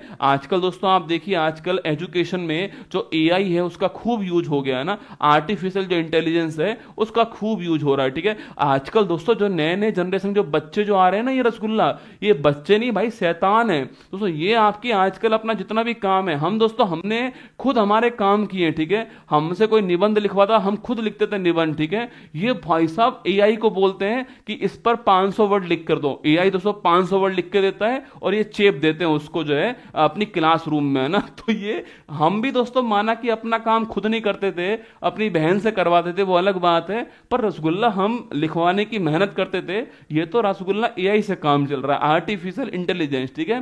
तो 500 करोड़ रुपए का जो है वो आर्टिफिशियल इंटेलिजेंस में एजुकेशन के लिए एक्सीलेंस सेंटर जो है ये आपके स्थापित होगा, आपको ध्यान रखना है, ठीक है। चिकित्सा शिक्षा का विस्तार, ठीक है, जो मेडिकल आपके कॉलेज हैं वो ओपन होंगे, तो मेडिकल कॉलेज और अस्पतालों में 10,000 अतिरिक्त सीटें जो हैं वो जोड़ी जाएंगी। कोविड के बाद में हमको समझ में आ गया दोस्तों कि कोविड के बाद में जो मेडिकल है, नर्सेज हैं, मेडिकल सीट्स हैं, वो कितनी महत्वपूर्ण हमारे लिए हैं। तो इसके लिए हमें 5 वर्षों में 75,000 सीटों को जोड़ने के लक्ष्य को रखा गया है और आगामी 1 वर्ष में 10,000 अतिरिक्त सीट जो हैं वो जोड़ी जाएंगी आपको मेडिकल कॉलेज के अंदर, ठीक है। तो जो मेडिकल की तैयारी करने वाले हैं उनके लिए अच्छी सूचना है कि जो मेडिकल कॉलेज हैं उनमें अगले 5 वर्षों में 75,000 आपके सीट जो हैं जोड़ी जाएंगी, ठीक है। इसके बाद देखिए डे केयर दोस्तों, कैंसर सेंटर, ये बहुत बढ़िया बात है।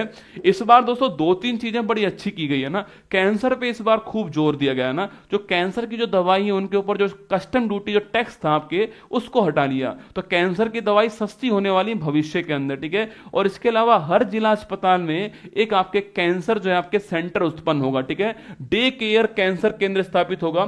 सरकार अगले 3 वर्षों में सभी जिला अस्पतालों में डे केयर कैंसर केंद्रों को स्थापित करने की सुविधा स्थापित करेगी और अगले जो वर्ष आपकी चलने वाला है इसमें 200 केंद्र आपके स्थापित होंगे, आपको ध्यान रखना है, ठीक है। तो 200 केंद्र आपके स्थापित होंगे अगले 3 वर्षों के अंदर होंगे और कैंसर के लिए आपके स्थापित होने वाले हैं, ठीक है। चलिए आगे चलते हैं दोस्तों। इसके बाद लोगों, अर्थव्यवस्था और नवाचार में निवेश, ठीक है। जो हमारे जो निवेश का जो पॉइंट है उस निवेश में दोस्तों और सुनिएगा क्या बात है। आपके निवेश में कहा गया है कि जो हमारे दोस्तों जो स्टेट है ना, जो राज्य हैं, अब उनको निवेश तो करना है पर पैसा तो है ही नहीं रसगुल्ला। सारा पैसा किसके पास में? सारा पैसा सेंटर के पास में। सेंटर पैसा किसको देता है? स्टेट को देता है, ठीक है। तो यहां पर यह कहा है कि भाई राज्यों को निवेश करना है ना, तो लीजिए आपके लिए दोस्तों क्या कर रहे हैं हम आपके लिए 50 वर्षीय क्या कर रहे हैं 50 वर्षीय ब्याज मुक्त लोन, ठीक है। आपसे ब्याज नहीं लेंगे हम और ब्याज मुक्त दोस्तों लोन लेने वाले हैं। एक बात मुझे ये बताओ आप दोस्तों, आज तक कभी पिताजी ने आपको पैसे दिए होंगे तो पिताजी ने दोस्तों ब्याज लिया आपसे? कभी नहीं लिया होगा। ब्याज तो छोड़ो, हमने पैसा वापस नहीं दिया रसगुल्ला पिताजी ने हमको पैसा दिया और हमने दोस्तों पिताजी ने हमसे ब्याज लिया? नहीं लिया। हमने तो पैसा वापस नहीं दिया पिताजी को दोस्तों आज तक जो है। तो सेंटर भी यही कह रहा है कि तुम हमारे बेटे के समान हो राज्य, तुम चिंता मत करो, तुमको पैसा चाहिए, तुम अपने यहां पर इंफ्रास्ट्रक्चर अच्छा कर लो, तुम अपने यहां पर मेडिकल हॉस्पिटल खोलो, अपने यहां पर स्कूल खोल दो, अपने यहां पर सड़क बनवाओ अच्छी, हम तुम्हें पैसा देंगे। कितने वर्ष के लिए? 50 वर्ष के लिए पैसा देंगे और एकदम ब्याज फ्री देंगे ना। तुम केवल पैसा लौटा देना। इनको भरोसा है पैसा भी नहीं आएगा, ठीक है। तो तुम केवल पैसा लौटा देना, ब्याज मत देना। 50 वर्ष का ब्याज फ्री लोन हम आपको देने वाले हैं और 1.5 लाख करोड़ रुपए जो है हम आपको उपलब्ध कराएंगे, ठीक है। किसके लिए करवाएंगे? पर ध्यान रखना, इंफ्रास्ट्रक्चर जो है इसको बढ़ावा देने के लिए करवाएंगे और 1.5 लाख करोड़ रुपए तक का जो इन्वेस्टमेंट है हम इतना आपको पैसा उपलब्ध करवाएंगे और ये ब्याज फ्री होने वाला है। 50 वर्ष के लिए आप ले सकते हो इसको, 50 वर्ष बाद दे देना। अब 50 वर्ष बाद दोस्तों निर्मला जी थोड़ी रहेंगी, पता नहीं दोस्तों आप और मैं रहेंगे नहीं रहेंगे भाई साहब, 50 वर्ष बाद दे देना, ठीक है। मतलब कि तुम देना मत, तुम बस केवल इंफ्रास्ट्रक्चर में पैसा खर्च कर लो, ये यहां पर कहा गया है, ठीक है। जल जीवन दोस्तों मिशन, ठीक है। हर घर में आप ठोटी खोलोगे, आप टोटी खोलोगे, टोटी बोलना ज्यादा ठीक है ना।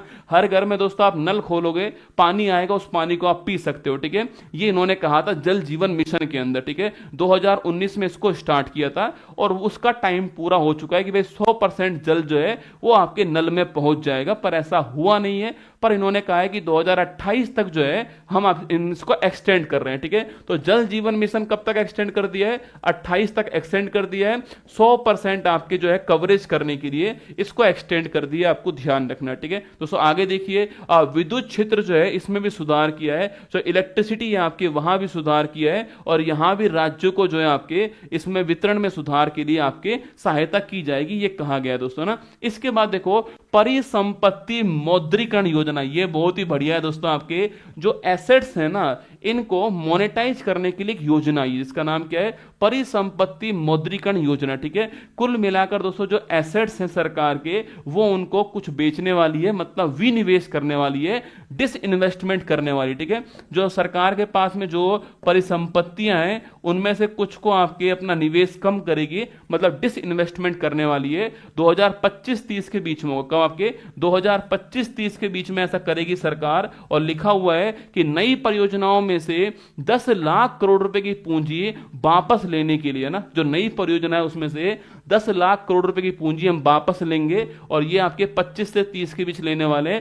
छोटा सा रसगुल्ला, इतना सा दोस्तों, इतना सा लिख दिया बजट में आपके, यहां पर किसी को भाई साहब पढ़ा भी नहीं जाएगा ना, किसी को पढ़ा भी नहीं जाएगा कि इतना सा यहां पे लिख दिया है कि हम 10 लाख करोड़ रुपए वापस लेंगे, जो भी हमारे निवेश हुए उसमें से डिसइन्वेस्टमेंट करेंगे, वापस पैसा निकालेंगे अपना, ये कहा गया है। ठीक है, इसके बाद दोस्तों आपके ये देखो नया क्वेश्चन, आपके शहरी चुनौती निधि। ठीक है, अर्बन चैलेंज फंड क्या बनाया है, अर्बन चैलेंज फंड बनाया है। ध्यान रखना, एक नया अर्बन चैलेंज आपके फंड बनाया गया है। और जो अर्बन चैलेंज फंड है ना, ये कितने के लिए बनाया, आपके 1 लाख करोड़ रुपए। कितना होगा इसके अंदर, इसके अंदर रुपया होने वाला है 1 लाख करोड़ रुपए जो है वो इसके अंदर होने वाला है। और जो अर्बन जो एरिया, जो आपके शहरी जो एरिया आपके, वहां पर जल इसमें अच्छा करने के लिए, वहां पर स्वच्छता जो है, तो वाटर में, सैनिटेशन में, वहां पर निवेश करने के लिए जो है 1 लाख करोड़ रुपए का अर्बन चैलेंज फंड बनाया। महत्वपूर्ण क्वेश्चन है, हिंदी में कहते हैं इसको शहरी चुनौती फंड कहते हैं, इंग्लिश में बोलते हैं इसको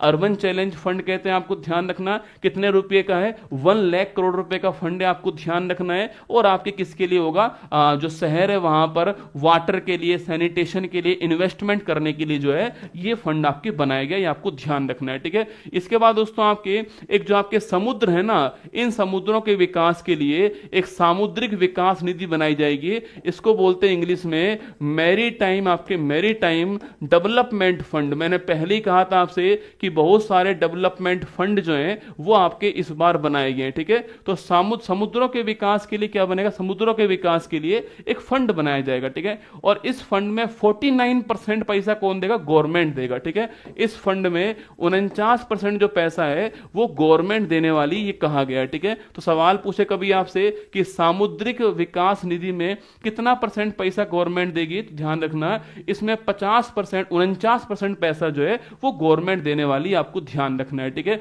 इसके बाद दोस्तों विकसित भारत के लिए परमाणु ऊर्जा मिशन। देखिए अभी आपको कुछ दिनों पहले याद है जब यूएसए ने दोस्तों हमारे ऊपर जो प्रतिबंध लगाए थे परमाणु ईंधन के लिए, यूरेनियम के ऊपर, वो कुछ दिनों पहले हटा दिए थे ना। तो गवर्नमेंट ने कहा है कि भाई विकसित भारत अगर करना है ना, तो उसके लिए जो परमाणु ऊर्जा है उस पर बल देना पड़ेगा, और हम परमाणु ऊर्जा मिशन को वापस रिएक्टिव करेंगे, वापस चालू करेंगे, ये आपके यहां पर कहा गया है। ठीक है, इसके अलावा दोस्तों उड़ान योजना, उड़े देश का आम नागरिक, मतलब हर कोई एरोप्लेन से जा पाए, अपना समय कम पर कर पाए, इसके लिए उड़ान योजना है। ठीक है, सरकार ने ऐसा कहा है कि उड़ान योजना जो है उसके लिए अगले 10 वर्षों में 120 नए डेस्टिनेशन आपके ओपन होंगे, मतलब भारत में 120 नए स्थानों तक जो है वो आपकी उड़ानें जा पाएंगी अगले 10 वर्षों के अंदर, जो है ऐसा होने वाला है, ये इन्होंने इसमें कहा है। ठीक है, अगला दोस्तों आपके भविष्य में बिहार। देखिए अरे भाई साहब, जिया हो बिहार के लाला।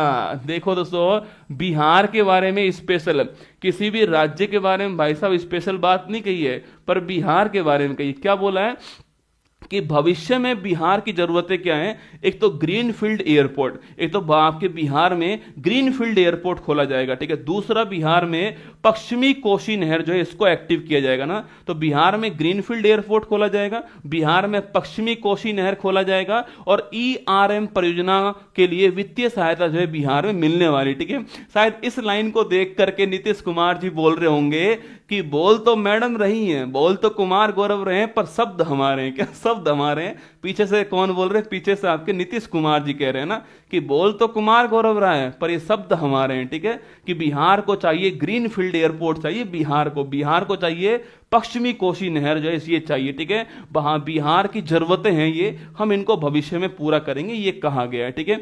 अच्छा, इसके अलावा परमाणु ऊर्जा मिशन की मैंने बात कही आपसे, 20,000 करोड़ रुपए आपके व्यय होगा इसके अंदर, और 2033 तक हम स्वदेशी रूप से विकसित कम से कम 5 दोस्तों नए जो है वो आपके लघु मॉड्यूल रिएक्टर जो है वो क्रियाशील कर देंगे, कहा गया है। बिहार में ग्रीनफील्ड एयरपोर्ट की सुविधा प्रदान की जाएगी।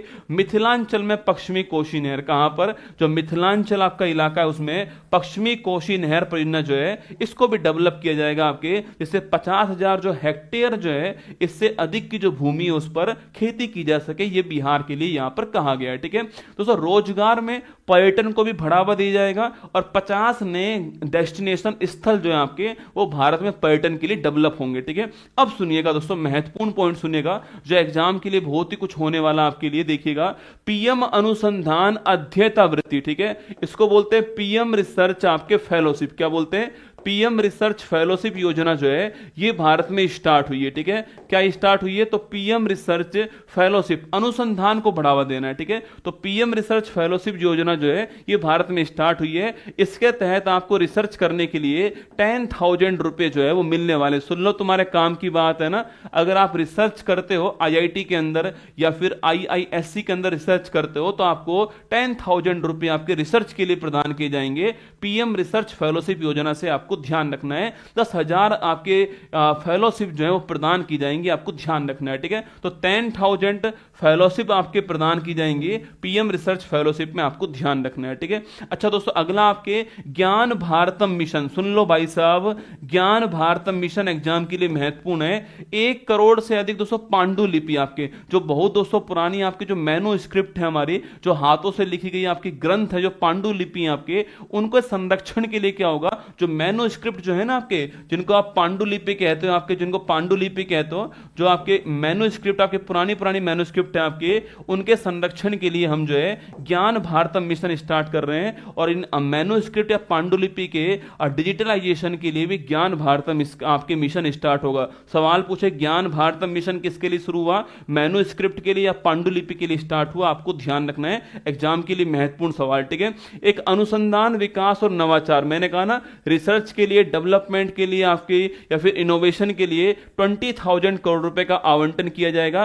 राष्ट्रीय भू स्थानिक मिशन दोस्तों ना, मतलब कि कोई स्थान जो है उस स्थान पे कौन कौन से मिनरल्स हैं, उस स्थान पे क्या खास विशेषता है, उसकी टैगिंग की जाएगी, ठीक है। और इसके लिए राष्ट्रीय भू स्थानिक जो मिशन है, नेशनल जियो स्पेटियल मिशन जो है वो स्टार्ट होगा टैगिंग करने के लिए, भाई उस स्थान की खास बात क्या है, उस स्थान पे कौन कौन से मिनरल्स हैं या कौन कौन सी महत्वपूर्ण धरोहर हैं, पर्यटन के लिए वो महत्वपूर्ण स्थान है या नहीं, वो सारी बातें आपकी यहां पर होंगी। तो राष्ट्रीय भू स्थानिक जो मिशन है आपके, वो भी आपके चालू होगा, आपको ध्यान रखना है, ठीक है। आगे देखिए दोस्तों, चौथा इंजन है आपका एक्सपोर्ट, कौन सा, निर्यात जो है चौथा इंजन है। पहला इंजन कृषि, दूसरा engine micro small medium enterprise है, और तीसरा इंजन आपके कौन सा, तीसरा इंजन आपका निवेश हो गया। चौथा इंजन कौन सा है आपके, निर्यात आपके चौथा इंजन है। और इसके लिए निर्यात संवर्धन मिशन जो है, एक्सपोर्ट एक्सेलरेशन मिशन जो है, ये भारत में स्टार्ट होगा, आपको ध्यान रखना है। वाणिज्य मंत्रालय, इसमें एमएसएमई मंत्रालय और वित्त मंत्रालय तीनों शुरू होंगे, लिख लो, स्टार लगा लो।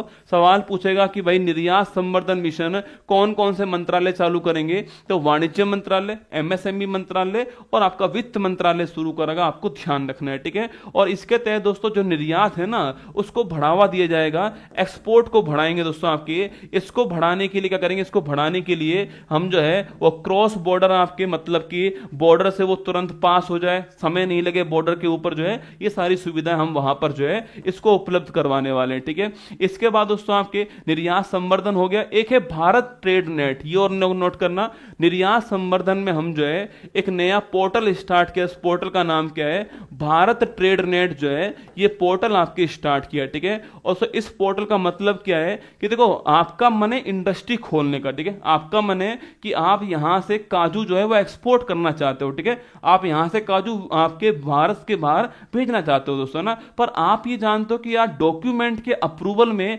सरकार के पास में बहुत टाइम लगने वाला है, ठीक है, कौन माथापच्ची करेगा, कौन डिपार्टमेंट के चक्कर काटने वाला है। तो सरकार ने कहा कि आप डिपार्टमेंट के चक्कर मत काटिए, आपके डॉक्यूमेंट अप्रूव हम ऑनलाइन करेंगे, ठीक है, आपके डॉक्यूमेंट जो हैं उनको हम अप्रूव ऑनलाइन करने वाले हैं। तो आपके डॉक्यूमेंट जो है इनको अप्रूव ऑनलाइन करेंगे, और उसको अप्रूव करने के लिए हम जो है एक पोर्टल बना रहे हैं आपके लिए, कौन सा है, भारत ट्रेड जो है ये नेट पोर्टल बना दिया है। तो आप अपने डॉक्यूमेंट को यहां पर ऑनलाइन अप्रूव करवा सकते हो, जिससे आप व्यापार आराम से कर पाओ। कुल मिला के जो लाल फीता स्याही जो होती है ना, आपके फाइलें एक विभाग से दूसरे विभाग जाती हैं, आपके फाइलों के ऊपर फाइलें आती है, वो समाप्त हो जाएगा, ये आपको ध्यान रखना है, ठीक है। अच्छा आगे बढ़िए दोस्तों आपके। अच्छा आप देखिए, ये तो 4 इंजन हो गए बेटा ना, ये तो 4 इंजन हो गए।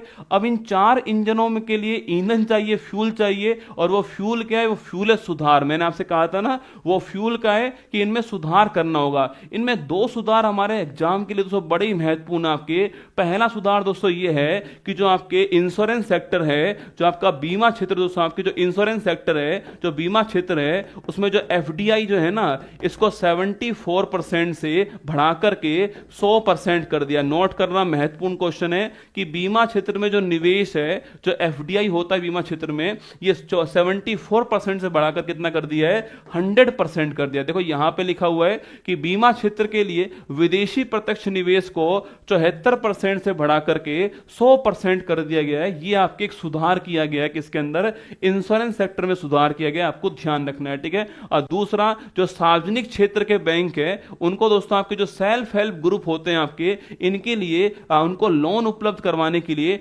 ग्रामीण क्रेडिट स्कोर जो है, वो फ्रेमवर्क जो है वो प्रदान किया जाएगा। पर आपको यह ध्यान रखना है, ठीक है, एक वर्ष 2025 में राज्यों का निवेश अनुकूलन सूचकांक, ठीक है, कहां पर निवेश करना कितना दोस्तों अनुकूल है, ठीक है भाई, किस राज्य में निवेश करना जितना अच्छा होगा वो सूचकांक आएगा, ठीक है। उस सूचकांक में जो टॉप पर होगा वो उसको निवेश अधिक मिलेगा, तो वो सूचकांक आपके 25 में जारी किया जाएगा, आपको छापना है। इसमें काम की बात क्या है कि बीमा क्षेत्र में निवेश 74% से 100% कर दिया गया है, ये आपको ध्यान रखना है, ठीक है।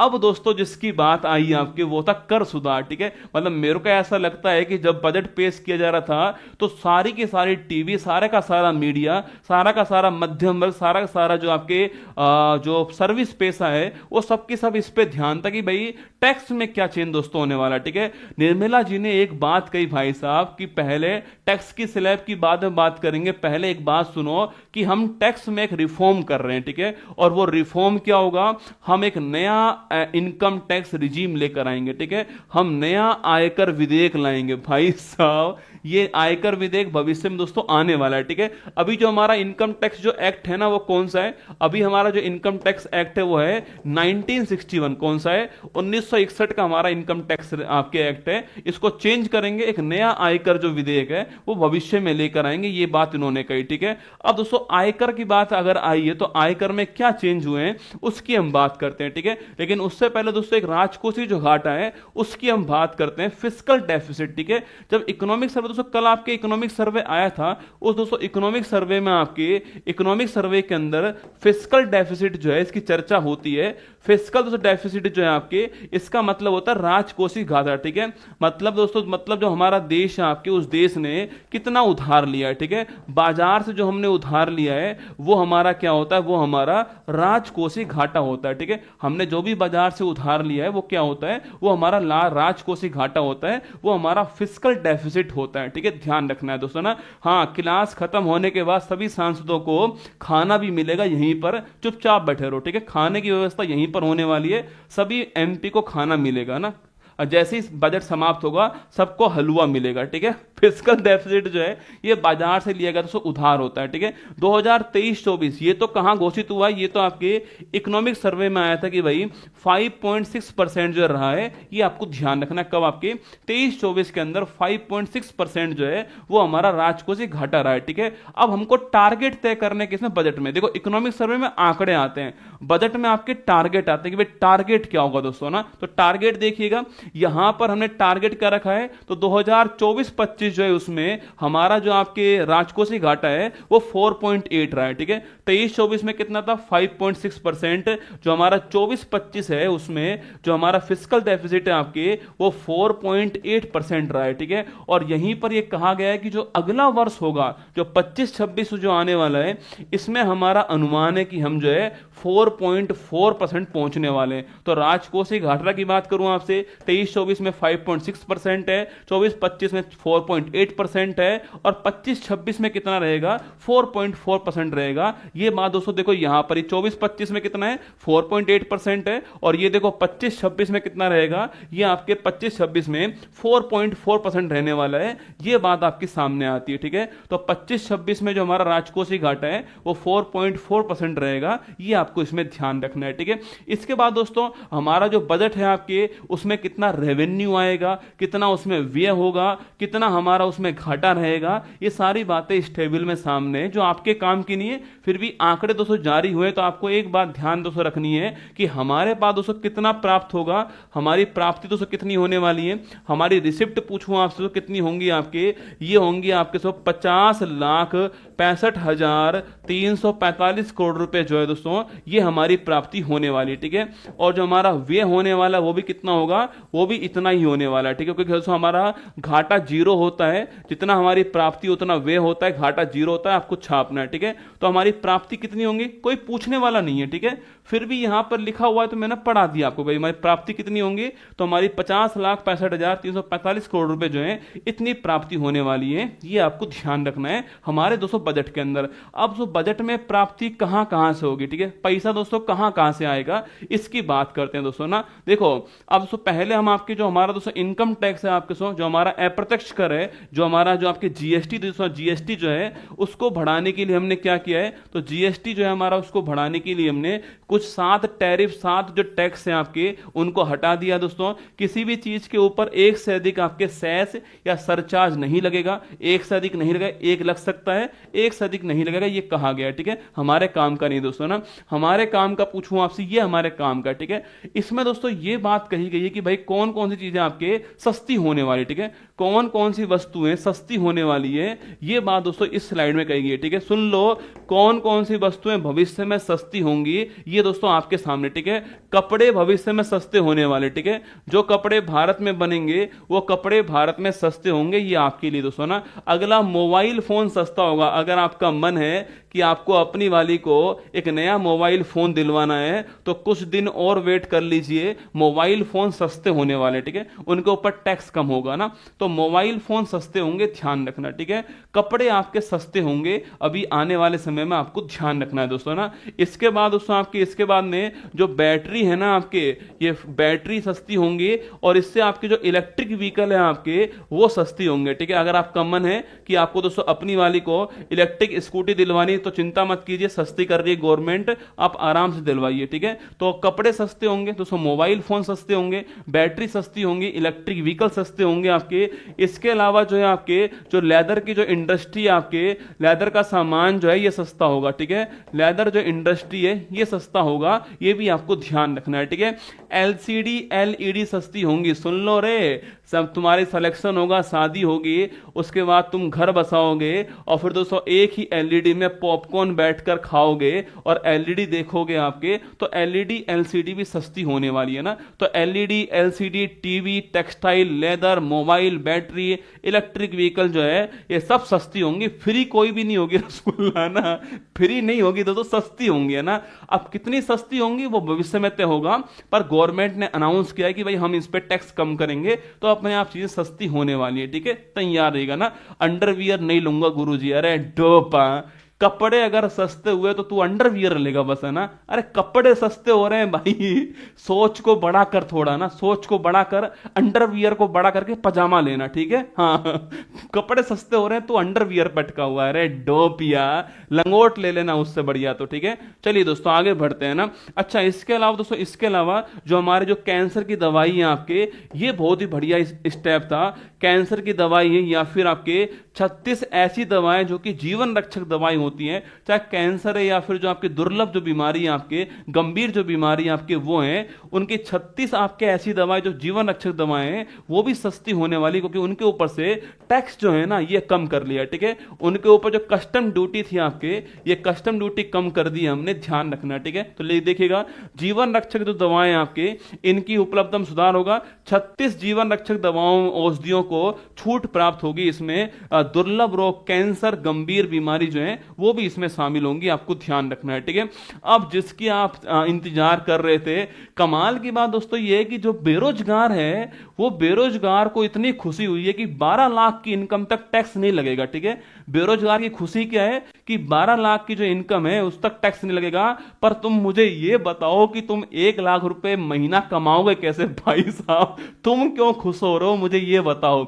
चलो जिनकी सैलरी आ रही है वो खुश होंगे, बड़ी अच्छी बात है, पर तुम खुश क्यों हो रहे हो? 1 लाख रुपए कमाना भी पड़ेगा डोबाओ, इसके लिए नौकरी चाहिए, तो तुम तो बाद में खुश होना। पर दोस्तों जनता के साथ में स्टूडेंट हमेशा खुश रहता है, ठीक है। सब खुश हो रहे हैं, स्टूडेंट भी खुश हो रहा है, पार्टी कर रहा है कि 12 लाख तक टैक्स फ्री हो गया। अरे 12 लाख कमाओगे कैसे? सरकार ने वो नहीं बताया रसगुल्ला ना, 12 लाख टैक्स फ्री तो कर दिया, पर कमाओगे कैसे 12 लाख दोस्तों, वो बात नहीं हुई, ठीक है। अब देखिए मेरे साथ में इनकम टैक्स में एक बहुत ही बड़ा सुधार किया। हाँ ये बात है कि इस सुधार से जो हमारा जो मीडियम जो आपके सेक्टर है ना, जैसे कि आपके घर वाले या मेरे घर वाले, जो हमारा मीडियम आपके जो हमारा जो मीडियम फैमिली जो है उनको बहुत राहत मिलने वाली है। यकीन मानना बहुत राहत मिलेगी मीडियम फैमिली को इसके द्वारा दोस्तों ना।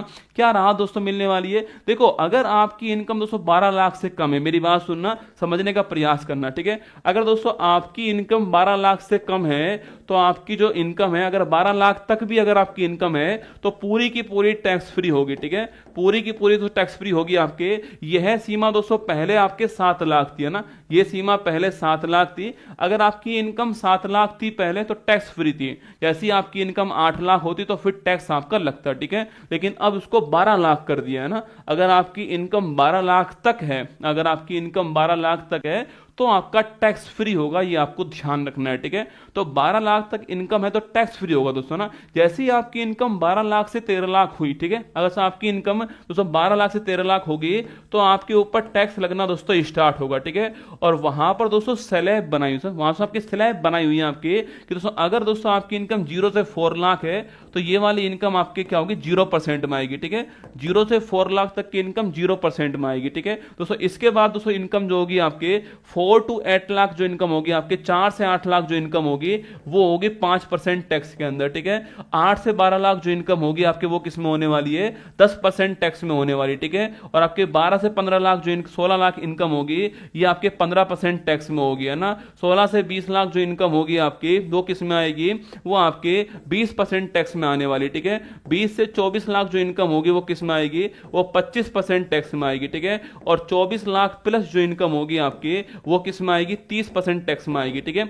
अगर दोस्तों आपकी इनकम 13 लाख है तो फिर आप इसका फायदा दोस्तों नहीं उठा पाओगे ना, ये वाला फायदा नहीं उठा पाओगे। फिर दोस्तों आपको यहां पर आना पड़ेगा, ठीक है। फिर आपकी जो 4 लाख तक की इनकम वो टैक्स फ्री हो जाएगी। 4 से 8 वाली जो इनकम उसमें 5% टैक्स लगेगा आपके। 8 से 12 की आपकी इनकम के ऊपर 10% लगेगा। 12 से 16 वाली आप जहां भी आओगे, आप 13 लाख में आओगे तो यहीं तक टैक्स लगेगा आपके। आप 25 लाख कमाओगे तो आगे टैक्स जाएगा। तो कुल मिलाकर अगर आपकी इनकम 12 लाख तक है तो आपके ऊपर 0% टैक्स है। अगर 12 लाख से अधिक आपकी इनकम जाएगी तो ये वाला टैक्स स्लैब काम आने वाला आपको, जिस टैक्स स्लैब के अंदर जो है 0 से 4 लाख शून्य टैक्स है, 4 से 8 लाख पर 5% टैक्स है, 8 से 12 लाख पर 10% टैक्स है, 12 से 16 लाख पर 15% टैक्स है, 16 से 20 लाख पे 20% है, 20 से 24 लाख पे 25% है और 24 लाख प्लस पे आपके 30% टैक्स है। आपको ध्यान रखना है, ठीक है। तो पहले ये 7 लाख थी, अब ये 12 लाख दोस्तों हो चुकी है, ये आपको ध्यान रखना है, ठीक है।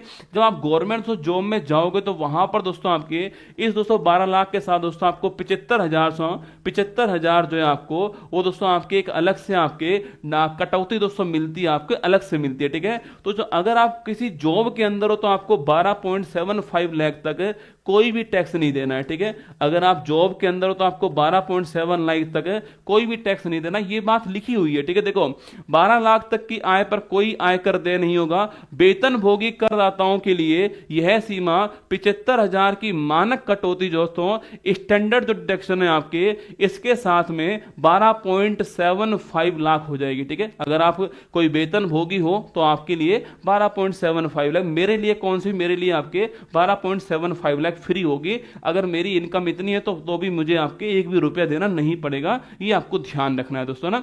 तो पहले अब देखो इसका फायदा दोस्तों क्या होने वाला है। अगर आपके घर में कोई पापा मम्मी, पापा अगर आपकी कोई सैलरी बेस में या फिर उनकी इनकम इसके अंदर आती है, सुन लो आपके दोस्तों, पहले ये आपके टैक्स दोस्तों, पहले ये टैक्स था ना, पहले टैक्स की राशि ये थी 10 लाख आमदनी इस पे इतना टैक्स, 12 लाख पे इतना, 13 लाख पे इतना, 15 लाख पे इतना, 17 लाख पे इतना, 22 लाख पे इतना, 25 लाख पे इतना, ठीक है। अब दोस्तों टैक्स क्या होने वाला देखो आपके, अब ये टैक्स होने वाला है, ठीक है। मतलब इतना फायदा हर किसी को होगा, ठीक है। ये इस बार बड़ा चेंज है, क्यों जनता इतनी खुश है भाई साहब। देखो ये चेंज आपको छोटा चेंज लग रहा होगा पर एक बड़ा चेंज है। देखो 50,000 का फायदा यहां पर है, यहाँ 71,000 का, यहाँ 22,000 का, 32,000 का, 54,000, 1 लाख का फायदा, 1,14,000 का फायदा, ये टैक्स में फायदा हो रहा है, ठीक है। तो ये सारे चेंजेस आपके आने वाले हैं इनकम टैक्स में छूट से, ये सारे चेंजेस जो हैं वो दोस्तों आपको नजर आएंगे, ठीक है। एक वीडियो दिखाता हूं जब आपको निर्मला सीतारमण जी ने जब ये घोषणा की थी कि बजट आपके इसमें इनकम टैक्स की सीमा, सुनने की जो सीमा है,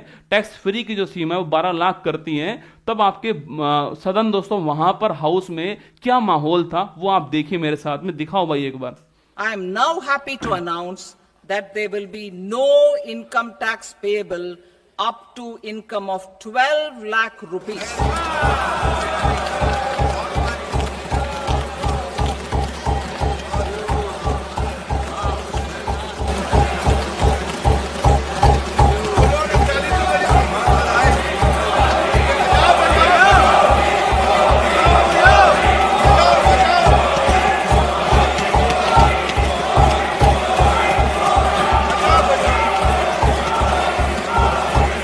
I am now happy to announce that there will be no income tax payable up to income of 12 lakh rupees.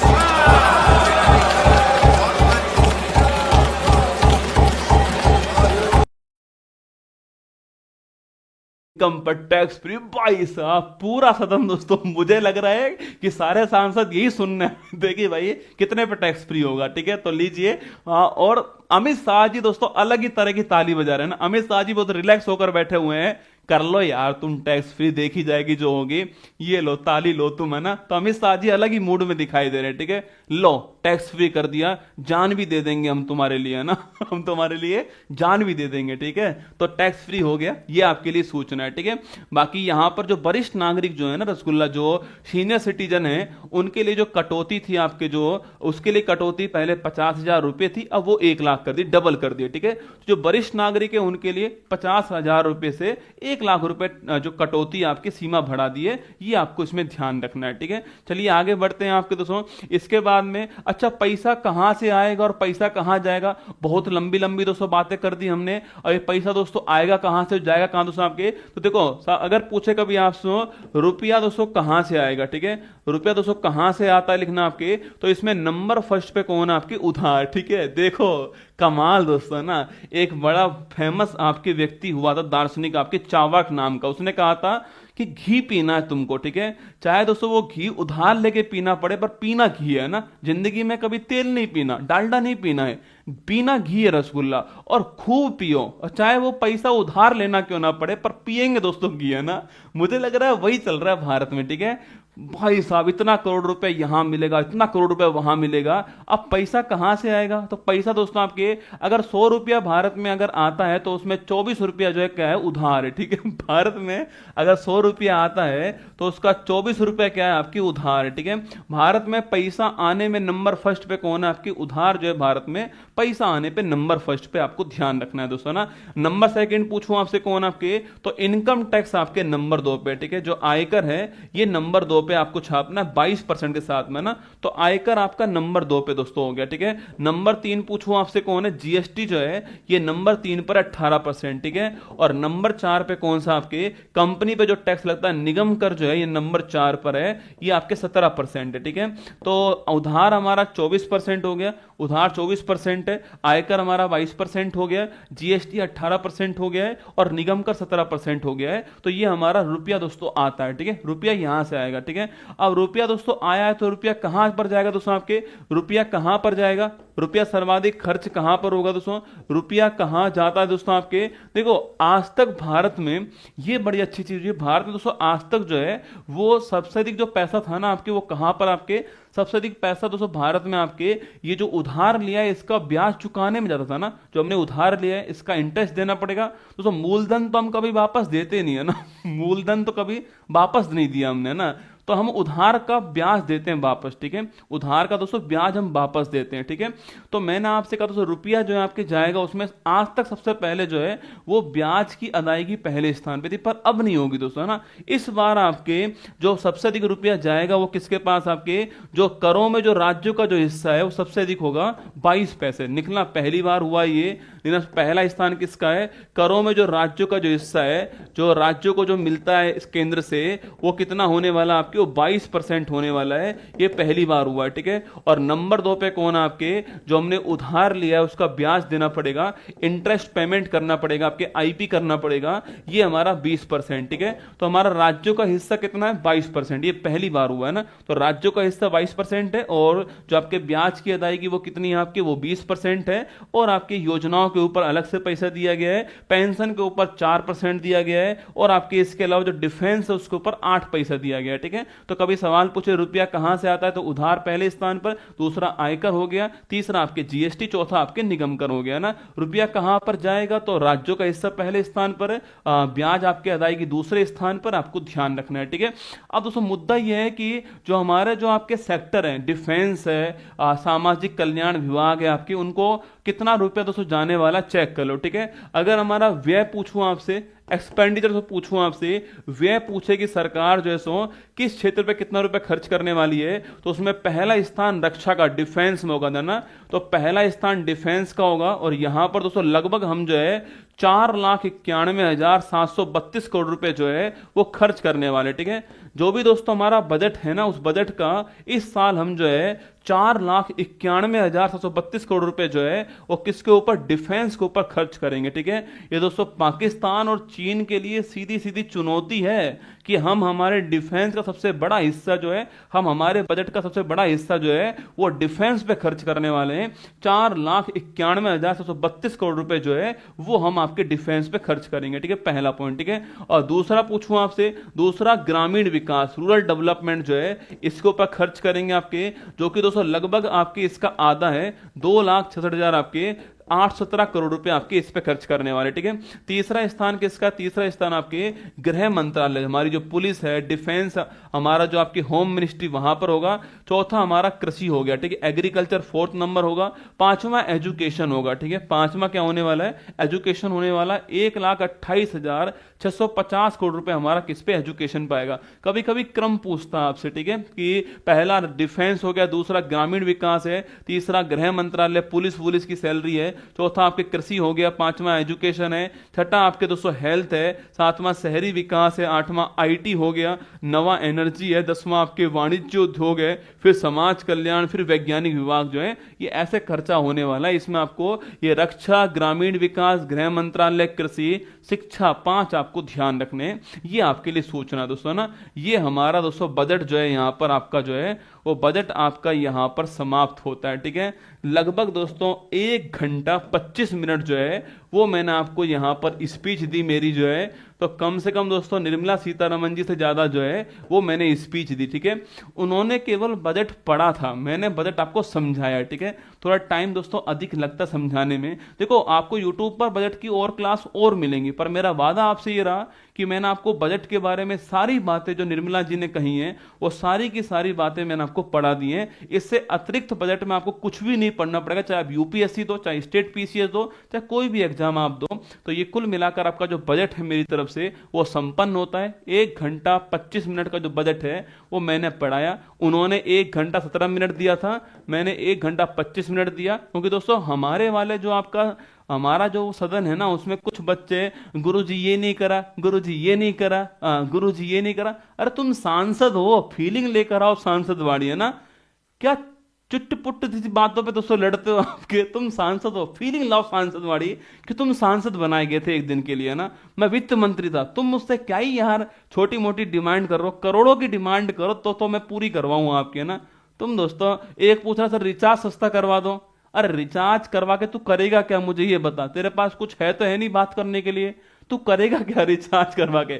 सस्ता तो मैं करवा दूंगा पर तू करेगा क्या रिचार्ज का, कुछ भी नहीं कर पाएगा, ठीक है।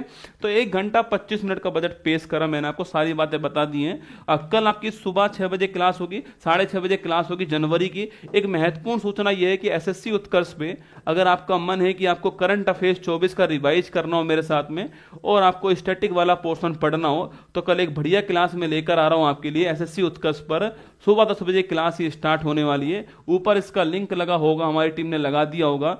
मॉर्निंग 10 AM आपकी क्लास होगी, एसएससी उत्कर्ष के ऊपर होगी, और 24 का करंट अफेयर्स और इसके अलावा स्टैटिक जीके आपको मिलने वाला। ये मेरी तरफ से सूचना आपके लिए यहाँ पर, ठीक है। तो ये बजट मैंने पढ़ा दिया, उम्मीद है कि आपको पसंद आया होगा। मेरे पूरे दिन की जो मेहनत थी, यकीन मानना आपको लगता होगा कि यार कि मैंने बजट आपको 90 मिनट में पढ़ाया, पर यकीन मानना कि इसको पढ़ने के लिए, क्योंकि रसगुल्ला 64 पेज की पीडीएफ दोस्तों आई थी ना, 64 पेज नहीं 77 पेज की पीडीएफ आई थी आपके बजट की, है ना। 77 पेज की पीडीएफ आई थी। उस पीडीएफ को पढ़ना, काम काम की बातें निकालना उसमें से, फिर उनको सिस्टमेटिक ढंग से आपके अरेंज करवाना यहाँ पर, फिर उसको पढ़ाना, ये अपने आप में थोड़ा टफ था, पर हमने उसको कर लिया, हमारी टीम ने कर लिया उसको। और जो परंपरा आ रही है हमेशा की, बजट आता है उस दिन रात को 8 बजे मैं बजट पेश करता हूं आपके लिए, वो परंपरा अभी भी जारी है। अब आप आराम से हलवा वलवा खाओ दोस्तों, आपके लिए हलवा की व्यवस्था करवाई गई है।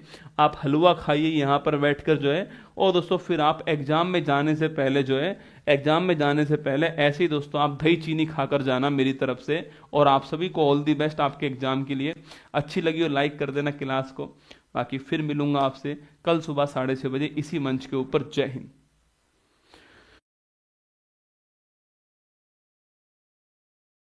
मेहनत करने वालों पर अपनी जान उठाती है। अगर आप 2025 में एसएससी या सेंट्रल एग्जाम या रेलवे कोई भी एग्जाम अगर आप देने जा रहे हैं, तो आप सभी के लिए विशेष सूचना है कि रविवार के दिन मतलब कि 2 फरवरी को सुबह 10 बजे आपके लिए एक जबरदस्त क्लास होने वाली है, जिसके अंदर जो है करंट अफेयर्स और स्टैटिक जीके में पढ़ाने वाला हूं आपको। 2024 करंट अफेयर्स के 500 महत्वपूर्ण सवाल पढ़ाऊंगा शुरुआत में, और ये 2 घंटे में आपको पढ़ाने वाला हूं। और उसके बाद में स्टैटिक जीके जो है आपकी, जो सबसे महत्वपूर्ण इस समय एग्जाम में बन चुकी है, उसको भी आपको रिवाइज करवाने वाला हूं। तो दोनों का संपूर्ण रिवीजन लगभग 4.5-5 घंटे की क्लास होने वाली है। जबरदस्त क्लास होने वाली है। 2 फरवरी को 10 बजे आपसे मुलाकात होगी एसएससी उत्कर्ष के चैनल पर। सफलता मेहनत करने वालों